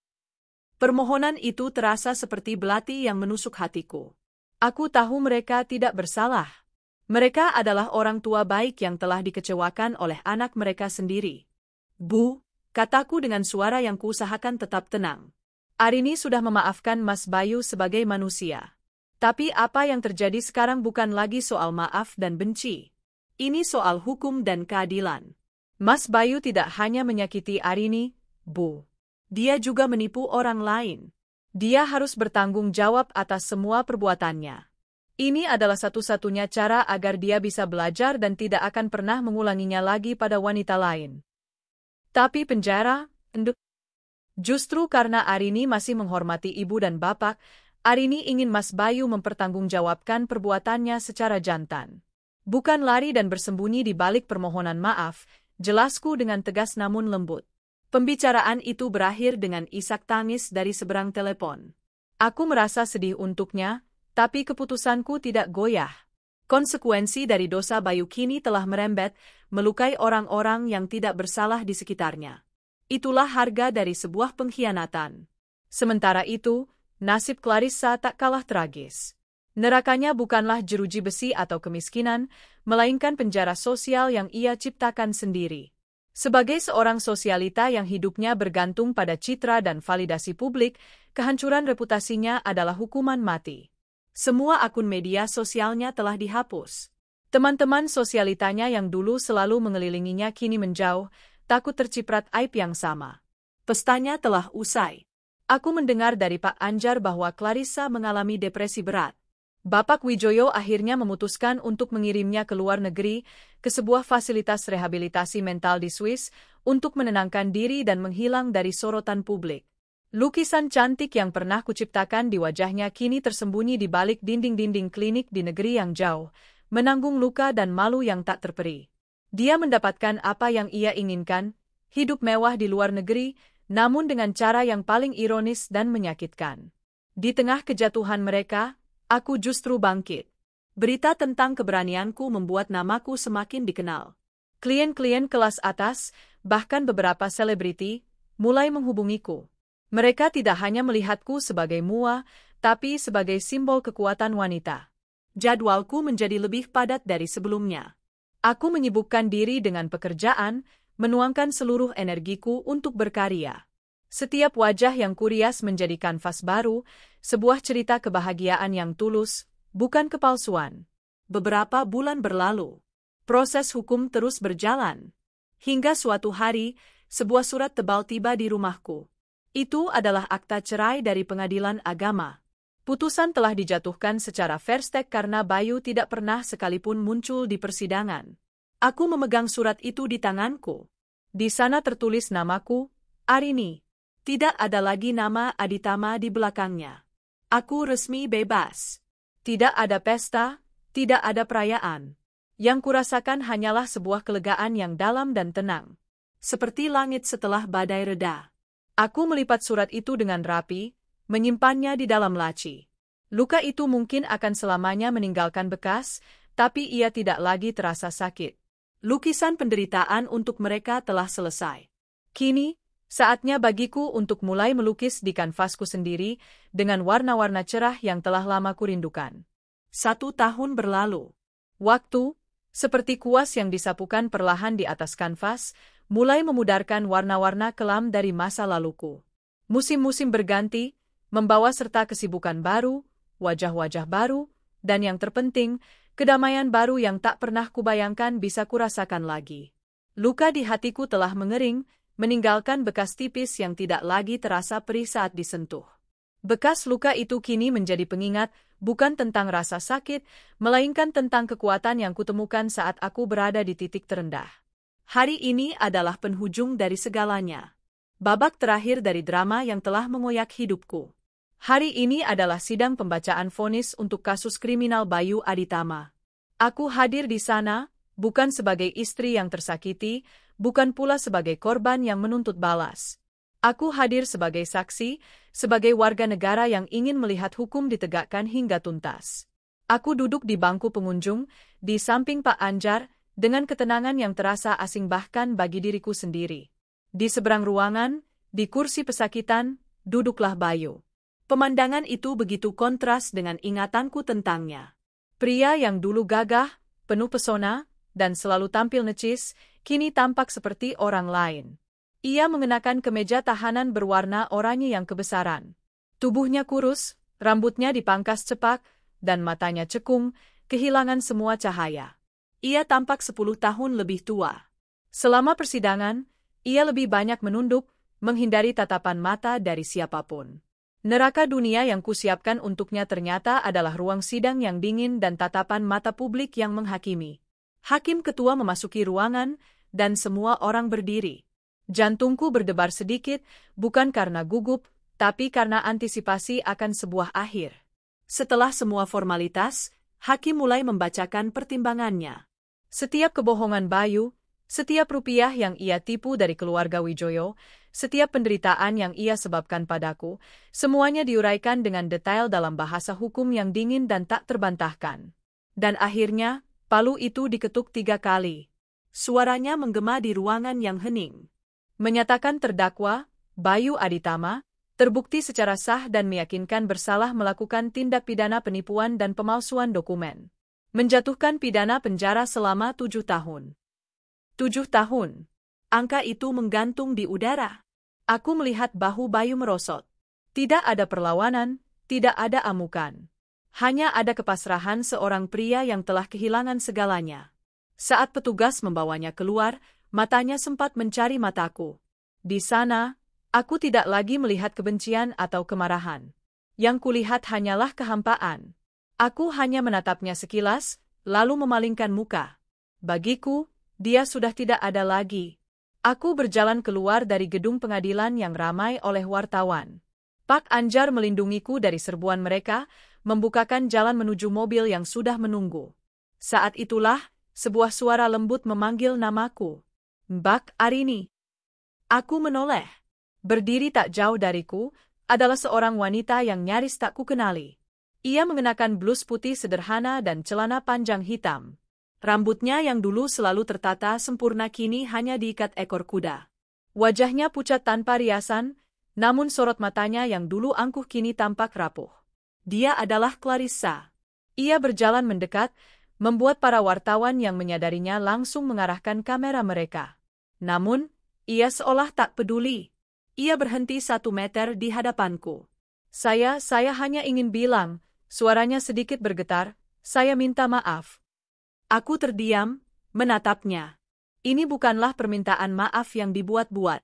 Ini adalah kata-kata yang lahir dari kehancuran dan penyesalan yang mendalam. Saya tahu kata maaf tidak akan bisa memperbaiki apapun. Lanjutnya, matanya mulai berkaca-kaca. Saya dibutakan oleh kesombongan dan keegoisan saya. Saya merasa bisa memiliki apapun yang saya mau, termasuk suami orang lain. Saya tidak pernah memikirkan perasaanmu, atau siapa dirimu. Saya ikut andil dalam penderitaanmu, dan untuk itu, saya benar-benar menyesal. Ia menundukkan kepalanya dalam-dalam. Tidak ada lagi arogansi, tidak ada lagi tatapan meremehkan. Di hadapanku kini hanyalah seorang wanita yang telah membayar mahal atas kesalahannya. Ini bukanlah adegan di mana ia menyembahku, melainkan sebuah pengakuan tulus yang jauh lebih bermakna. Sebuah penyerahan total dari harga dirinya yang dulu setinggi langit. Aku menarik napas panjang. Amarahku padanya telah lama sirna, tergantikan oleh pemahaman yang dingin. Kita berdua sama-sama korban dari kebohongan pria yang sama, Clarissa, jawabku, suaraku terdengar tenang. Kamu dengan caramu, aku dengan caraku. Aku tidak akan melupakan apa yang terjadi, tapi aku juga tidak akan membawanya sebagai beban. Aku menatap lurus ke matanya. Saya harap, kamu juga bisa menemukan kedamaian dan memulai lagi. Sama seperti saya. Sebuah air mata jatuh di pipinya. Ia mengangguk pelan. Terima kasih, bisiknya. Tanpa berkata apa-apa lagi, ia berbalik dan berjalan pergi, menembus kerumunan media dengan langkah yang lebih tegar. Aku menatapnya menjauh, merasakan sisa-sisa terakhir dari rantai masa lalu terlepas dari hatiku. Aku tidak memaafkannya dalam artian melupakan, tapi aku melepaskannya. Aku melepaskan kebencianku, karena aku sadar, kebencian hanya akan terus mengikatku padanya. Kehidupan terus berjalan. 1 tahun setelah vonis Bayu, namaku telah menjadi sebuah jenama. Arini Makeup Artistry bukan lagi hanya sekadar jasa rias pengantin. Aku telah membuka sebuah studio dan akademi makeup yang besar di pusat kota. Mimpiku untuk memberdayakan wanita lain kini terwujud. Aku mengajar para gadis muda dari berbagai latar belakang, tidak hanya tentang cara merias wajah, tetapi juga tentang bagaimana membangun kepercayaan diri dan mandiri secara finansial. Kisah hidupku, yang tadinya ingin kusimpan rapat-rapat, justru menjadi sumber inspirasi bagi mereka. Rumah mungilku telah kurenovasi total. Dinding yang dulu menjadi saksi bisu air mataku kini dicat dengan warna-warna cerah. Foto-foto karyaku, penghargaan yang kuraih, dan potret diriku yang tersenyum bahagia bersama para muridku kini menghiasi setiap sudut. Rumah itu bukan lagi tempat penantian, melainkan istana kecil dari hasil jerih payahku sendiri. Suatu sore yang cerah, aku duduk di balkon studioku, menatap senja yang melukis langit Jakarta dengan warna jingga keemasan. Di tanganku ada secangkir teh hangat. Rika, yang kini telah menjadi manajer bisnisku, duduk di sampingku, menunjukkan laporan bulanan yang menunjukkan keuntungan fantastis. Kita hebat, Mbak, seru Rika dengan semangat. Aku tersenyum. Kita hebat, ulangku. Di tengah kesuksesanku, banyak yang bertanya apakah aku telah menemukan cinta yang baru. Jawabannya adalah ya. Aku telah menemukannya. Bukan pada sosok pria.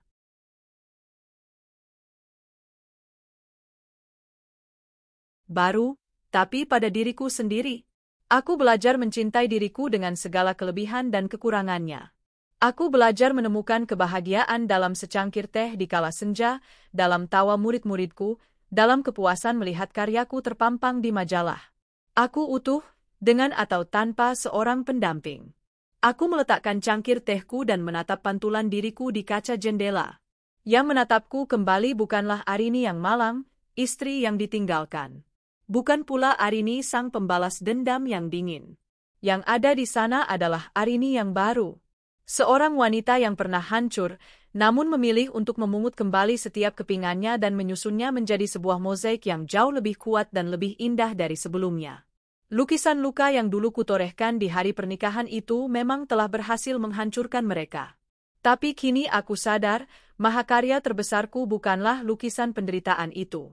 Mahakarya terbesarku adalah kanvas hidupku sendiri yang telah kulukis ulang dengan tinta kekuatan, ketabahan, dan cinta pada diri sendiri. Dan lukisan ini baru saja dimulai. 5 tahun kemudian. Waktu adalah seniman paling sabar. Ia tidak tergesa-gesa. Sapuan kuasnya tak terlihat, namun goresannya mengubah segalanya. 5 tahun telah berlalu sejak Palu Hakim mengakhiri babak tergelap dalam hidupku, mengirim Bayu Aditama ke balik jeruji besi dan secara simbolis membebaskanku ke dalam dunia yang terasa baru dan asing. 5 tahun. Waktu yang cukup bagi luka untuk tidak hanya sembuh, tetapi juga bagi kulit di atasnya untuk kembali kuat, bahkan lebih kuat dari sebelumnya. Duniaku kini adalah sebuah bangunan 3 lantai dengan fasad kaca modern yang menjulang di salah satu kawasan bisnis paling strategis di Jakarta. Di atasnya, terpasang aksara elegan berwarna perak yang berkilau di bawah matahari tropis, Arini Atelier Academy. Ini bukan lagi sekadar studio rias, ini adalah sebuah ekosistem, sebuah monumen yang kubangun dari puing-puing hatiku. Pagi ini, seperti pagi-pagi lainnya, tempat ini berdenyut dengan energi. Lantai dasar adalah galeri produk kosmetik berjenama Arini, rangkaian produk yang kubuat berdasarkan filosofiku. Merawat, bukan menutupi. Aroma lembut dari skincare berpadu dengan hiruk-pikuk para beauty advisor yang melayani pelanggan. Lantai 2 adalah jantung dari segalanya, akademi. Puluhan wanita muda dari berbagai penjuru negeri, dengan mimpi yang menyala di mata mereka, membungkuk di atas manekin atau wajah model, belajar menari dengan kuas seperti yang pernah kuajarkan pada diriku sendiri. Lantai 3 adalah kantor pribadiku, sebuah ruang kerja minimalis dengan jendela raksasa yang menyajikan panorama kota yang tak pernah tidur. Jakarta. Kota yang nyaris menelanku, kini terhampar di bawah kakiku. Aku sedang berada di lantai 2, mengamati kelas tingkat mahir yang sedang mempersiapkan portofolio akhir mereka. Tema hari ini adalah avant-garde bridal. Udara dipenuhi aroma hairspray dan semangat kompetisi yang sehat. Rika, yang kini menjabat sebagai direktur operasional, berdiri di sampingku, memegang sebuah tablet yang menampilkan jadwal padatku untuk minggu ini. Mbak, lusa ada jadwal wawancara dengan majalah Vogue Asia untuk rubrik Women in Power. Lusa depannya lagi, Mbak harus memberikan pidato pembukaan di konferensi wirausaha wanita nasional. Lapornya, suaranya tetap penuh semangat seperti 5 tahun lalu. Aku tersenyum tipis. Pastikan tim riset menyiapkan data-data terbaru tentang dampak sosial program beasiswa kita. Aku ingin fokus pada itu saat pidato nanti. Siap, Mbak. Mataku tertuju pada seorang siswi di sudut ruangan. Namanya Sarah. Seorang gadis berbakat dari sebuah desa kecil di Jawa Tengah, salah satu penerima beasiswa penuh dari yayasan yang kudirikan, Yayasan Kanvas Harapan. Yayasan itu memberikan pelatihan dan modal usaha bagi para janda dan wanita korban kekerasan rumah tangga. Sarah adalah bintang di angkatannya, tekniknya nyaris sempurna, namun ada satu hal yang selalu menahannya, keraguan. Tangannya sedikit gemetar saat ia mencoba menempelkan detail kristal kecil di kelopak mata modelnya. Aku berjalan menghampirinya. Para siswi lain yang menyadari kehadiranku langsung menegakkan punggung mereka, namun aku memberi isyarat agar mereka tetap fokus pada pekerjaan masing-masing. Kristal itu akan lebih menempel sempurna jika kamu menggunakan pinset dengan sudut 45 derajat dan ambil napas dalam-dalam sebelum meletakkannya, kataku lembut. Sarah tersentak kaget. Wajahnya memerah. Maaf, Bu Arini.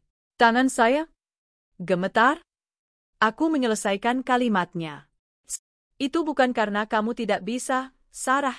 Itu karena kamu terlalu takut gagal. Kamu takut karyamu tidak akan sesempurna yang ada di kepalamu. Aku mengambil sebuah pinset lain dan mencontohkannya dengan pelan. Lihat, jangan pikirkan hasil akhirnya. Nikmati prosesnya. Rasakan setiap tekanan, setiap sapuan. Percayai tanganmu. Tanganmu lebih tahu apa yang harus dilakukan daripada kepalamu yang berisik itu. Aku menatap matanya yang masih terlihat ragu. Dulu, kataku dengan suara yang lebih pelan, hanya untuk kami berdua, saya pernah berada di sebuah ruangan, merias seorang klien yang sangat penting. Tangan saya gemetar begitu hebat, rasanya seperti kuas itu akan terlepas kapan saja. Seluruh dunia saya rasanya runtuh saat itu. Saya merasa kecil, tidak berdaya, dan hancur. Ini adalah pertama kalinya aku berbagi detail personal seperti ini dengan seorang siswi. Mata Sarah membelalak, ia mendengarkan dengan saksama. Lalu apa yang ibu lakukan? Bisiknya. Saya melakukan hal yang sama seperti yang kukatakan padamu barusan. Saya mengambil napas. Saya berhenti memikirkan tentang kehancuran di sekeliling saya, dan saya hanya fokus pada satu hal, ujung kuas di tangan saya. Saya fokus pada satu sapuan, lalu sapuan berikutnya. Saya mengubah rasa sakit, amarah, dan ketakutan saya menjadi bahan bakar. Saya menyalurkannya ke dalam karya saya. Dan hari itu, saya menghasilkan salah satu riasan terbaik dalam hidup saya, meskipun hati saya hancur berkeping-keping. Aku meletakkan pinset itu kembali. Kamu punya bakat luar biasa, Sarah. Tapi bakat tanpa keberanian hanya akan menjadi penyesalan. Jangan biarkan rasa takutmu melukis masa depanmu. Kamulah yang memegang kuasnya. Aku menepuk pundaknya pelan, lalu berbalik meninggalkannya untuk merenungkan kata-kataku. Beberapa menit kemudian, aku meliriknya lagi dari kejauhan. Tangannya tidak lagi gemetar. Gerakannya mantap, matanya fokus, dan di wajahnya terukir ekspresi determinasi yang garang. Aku tersenyum. Inilah warisanku yang sesungguhnya. Bukan gedung ini, bukan jenama kosmetikku. Tapi api yang bisa kupercikkan di dalam hati wanita-wanita seperti Sarah. Kembali ke kantor di lantai 3, aku duduk di kursiku yang menghadap jendela. Kota Jakarta membentang, gedung-gedung pencakar langitnya seolah berlomba menggapai awan. Aku teringat pada diriku 5 tahun lalu, seorang wanita yang dunianya hanya sebatas dinding rumah dan penantian yang tak berujung. Siapa sangka wanita itu kini duduk di sini, memimpin sebuah perusahaan yang memberdayakan ratusan wanita lainnya? Hidupku telah berubah secara drastis. Setelah kasus Bayu selesai, popularitasku meroket. Awalnya terasa aneh menjadi sorotan, tapi Pak Anjar dan Bapak Wijoyo menasihatiku untuk memanfaatkannya. Ubah narasimu, kata Bapak Wijoyo suatu kali. Jangan biarkan orang lain menceritakan kisahmu. Ambil alih dan ceritakan sendiri. Aku mengikuti nasihatnya. Aku melakukan satu wawancara eksklusif dengan seorang jurnalis wanita yang kuhormati, menceritakan semuanya dari sudut pandangku, lalu setelah itu aku menyatakan bab tersebut tertutup. Aku tidak pernah lagi membahasnya di depan publik. Sebaliknya, aku menggunakan platform yang kumiliki untuk bicara tentang kemandirian wanita, kekuatan untuk bangkit dari keterpurukan, dan pentingnya memiliki keahlian sendiri. Resonansinya luar biasa. Arini bukan lagi sekadar nama, melainkan simbol. Namun, di tengah kesuksesan ini, ada gema dari masa lalu yang terkadang masih berbisik. Dan pagi ini, bisikan itu datang dalam bentuk sebuah amplop kertas yang tampak tua, tergeletak di atas mejaku, di antara tumpukan proposal bisnis yang mengkilap. Surat itu datang melalui pos, bukan kurir, sebuah anomali di zaman digital ini.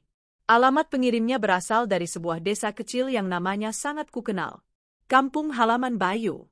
Tanganku sedikit ragu saat membukanya. Tulisan tangannya gemetar, khas tulisan tangan orang tua. Itu dari ibu mertuaku, atau lebih tepatnya, mantan ibu mertuaku. Enduk Arini, yang ibu selalu anggap sebagai putri sendiri. Semoga surat ini sampai padamu dalam keadaan sehat walafiat. Ibu tidak tahu harus memulai dari mana. Mungkin sudah tidak pantas ibu menghubungimu lagi, tapi hanya kepadamu ibu merasa bisa bicara. Bapakmu sudah tidak ada, Enduk. Beliau meninggal setahun yang lalu. Hatinya tidak pernah benar-benar pulih setelah mendengar aib yang dibuat oleh Bayu. Beliau pergi dalam diam, membawa serta kekecewaannya. Ibu sekarang sendirian. Enduk, minggu depan, Bayu akan keluar. Dia mendapatkan pembebasan bersyarat karena berkelakuan baik. Ibu tidak tahu apa yang harus ibu rasakan. Ibu tidak tahu pria seperti apa yang akan pulang nanti. Selama di dalam, dia rutin menulis surat untuk ibu. Surat-suratnya penuh penyesalan. Dia bilang, di dalam kesunyian sel itulah dia akhirnya bisa melihat dengan jelas semua kesalahannya. Dia bilang, dia tidak hanya menghancurkan hidupmu, tapi juga hidupnya sendiri dan nama baik keluarga. Ibu tidak memintamu untuk memaafkannya, Enduk. Ibu hanya ingin memberitahumu. Ibu merasa kamu berhak tahu. Dia akan pulang ke desa. Mungkin untuk selamanya. Dia tidak punya apa-apa lagi di dunia ini selain ibunya yang sudah tua ini. Jaga dirimu baik-baik, Enduk. Ibu selalu mendoakan kebahagiaanmu. Dari berita yang sesekali ibu lihat di televisi, sepertinya doaku terkabul. Ibu ikut bahagia melihat kesuksesanmu. Salam sayang, Ibu. Aku meletakkan surat itu. Napasku terasa sedikit berat. Bayu akan bebas. Berita kematian bapak mertuaku menyisakan sebersit kesedihan. Beliau adalah pria yang baik. Aku membayangkan Bayu kembali ke desa itu. Bukan sebagai perantau sukses yang pernah ia impikan, tetapi sebagai mantan narapidana yang gagal. Pulang ke rumah yang kini hanya berisi seorang ibu yang menua dan bayang-bayang seorang ayah yang meninggal karena menanggung malu. Neraka sesungguhnya mungkin bukanlah penjara, melainkan kebebasan yang hampa seperti itu. Surat itu membangkitkan sesuatu dalam diriku. Sebuah kebutuhan untuk menziarahi akarku sendiri. Keesokan harinya, di akhir pekan, aku mengambil cuti. Aku menyetir sendirian, meninggalkan hiruk-pikuk Jakarta di belakang spionku. Tujuanku adalah kampung halamanku, sebuah kota kecil yang tenang tempat orang tuaku dimakamkan. Perjalanan itu sendiri adalah sebuah terapi. Melewati jalan tol yang padat, lalu masuk ke jalan-jalan provinsi yang lebih lengang, diapit oleh sawah-sawah hijau yang membentang dan pegunungan biru di kejauhan. Udara berubah, menjadi lebih sejuk dan bersih. Aku membuka jendela mobil, membiarkan angin menerpa wajahku. Angin ini terasa berbeda, membawa aroma tanah basah dan ketenangan yang telah lama kulupakan. Pemakaman umum itu terletak di atas sebuah bukit kecil, dinaungi oleh pohon-pohon Kamboja yang rindang. Aku berjalan di antara nisan-nisan tua, mencari dua nama yang paling kukenal. Di sana, berdampingan, pusara ayah dan ibuku. Aku berjongkok, membersihkan rumput liar yang tumbuh di sekitarnya, lalu menaburkan bunga-bunga segar yang kubawa. Aku tidak menangis. Aku hanya duduk diam di sana, membiarkan keheningan menyelimutiku. Aku bercerita pada mereka dalam hati. Aku ceritakan tentang studioku, tentang murid-muridku, tentang yayasanku. Aku ceritakan bahwa putri mereka baik-baik saja. Lebih dari baik-baik saja. Ayah, ibu, bisikku pada angin. Arini sudah menepati janji. Arini tidak pernah menyerah. Semua ajaran ayah tentang integritas dan semua kelembutan hati ibu, semuanya menjadi bekal untuk Arini. Aku teringat pada Bayu. Dulu, aku sering membawa Bayu ke sini. Kami akan membersihkan makam bersama, dan dia akan berjanji pada arwah orang tuaku untuk selalu menjagaku. Janji yang dengan mudahnya ia lupakan. Tapi kini, mengingat itu tidak lagi menyakitkan. Rasanya seperti menonton film lama tentang kehidupan orang lain. Tentang Bayu, lanjutku dalam hati. Dia akan segera bebas. Tapi ayah dan ibu tidak perlu khawatir. Dia tidak akan pernah lagi bisa menyakiti Arini. Bab itu sudah selesai. Benar-benar selesai.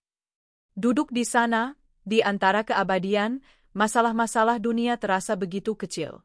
Kemarahan, balas dendam, semua itu terasa begitu fana. Yang tersisa hanyalah pelajaran hidup. Aku menyadari, kebebasan sejatiku tidak datang saat hakim mengetuk palu, atau saat aku menerima akta cerai.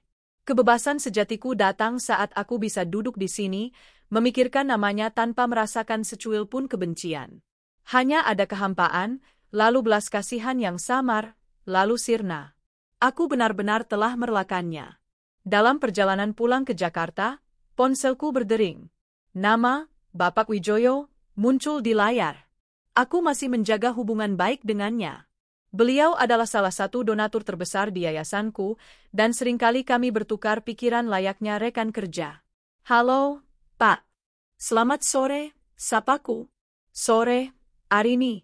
Maaf mengganggu di akhir pekan, katanya. Saya hanya ingin menyampaikan kabar. Clarissa akan pulang ke Indonesia minggu depan. Oh, benarkah? Apa dia akan menetap? Tanyaku.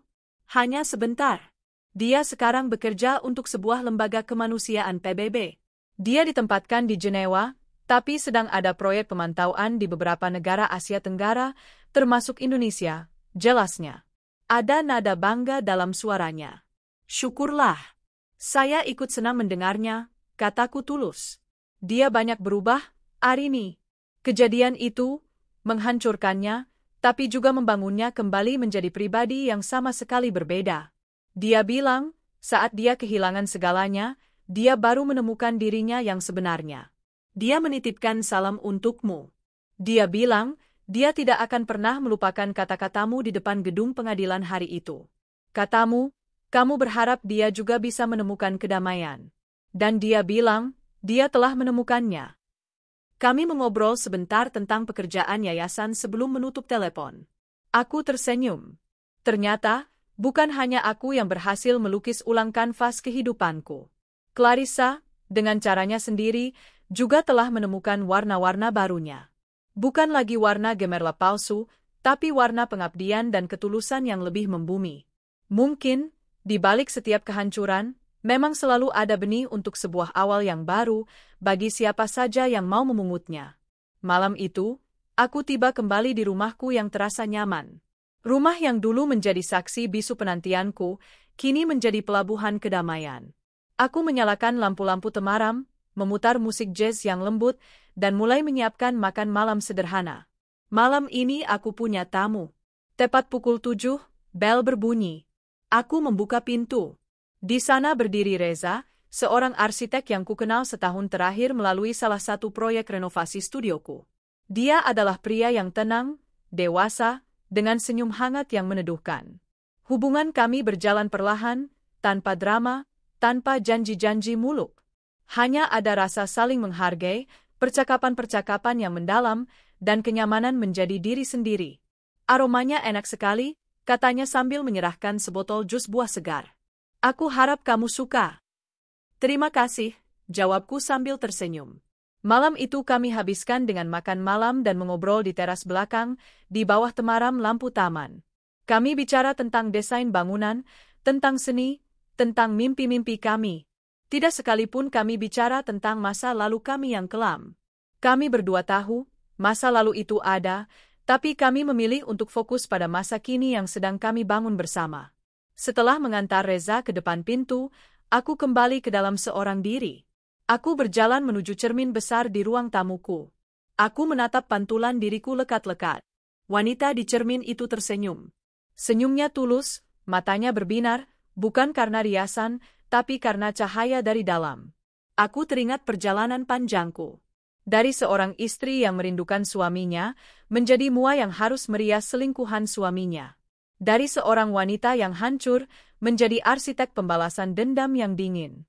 Dan kini, menjadi seorang Arini yang utuh. Dulu, keahlianku adalah melukis wajah orang lain. Aku bisa menciptakan ilusi kebahagiaan, menyembunyikan kelelahan, dan membangun topeng kesempurnaan.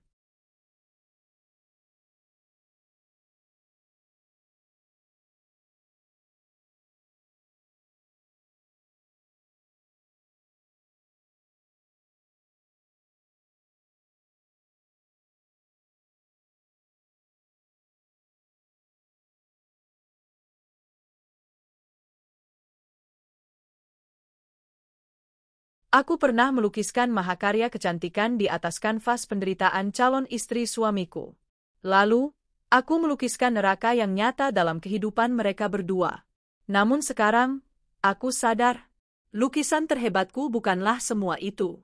Lukisan terhebatku adalah diriku sendiri. Aku telah mengambil kanvas hidupku yang robek dan ternoda, membersihkannya dengan air mata, merekatkannya kembali dengan kekuatan, lalu melukisnya ulang dengan warna-warna yang kupilih sendiri. Warna keberanian, warna kemandirian, warna pengampunan, dan warna cinta yang sehat. Tidak ada lagi yang perlu kulukiskan di wajahku. Tidak ada lagi kesedihan yang perlu ditutupi, tidak ada lagi kepalsuan yang perlu ditampilkan. Inilah aku. Apa adanya. Dan itu lebih dari cukup.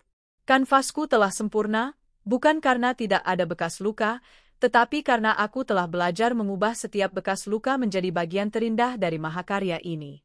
Dan esok hari, aku siap menambahkan goresan kuas baru yang penuh warna.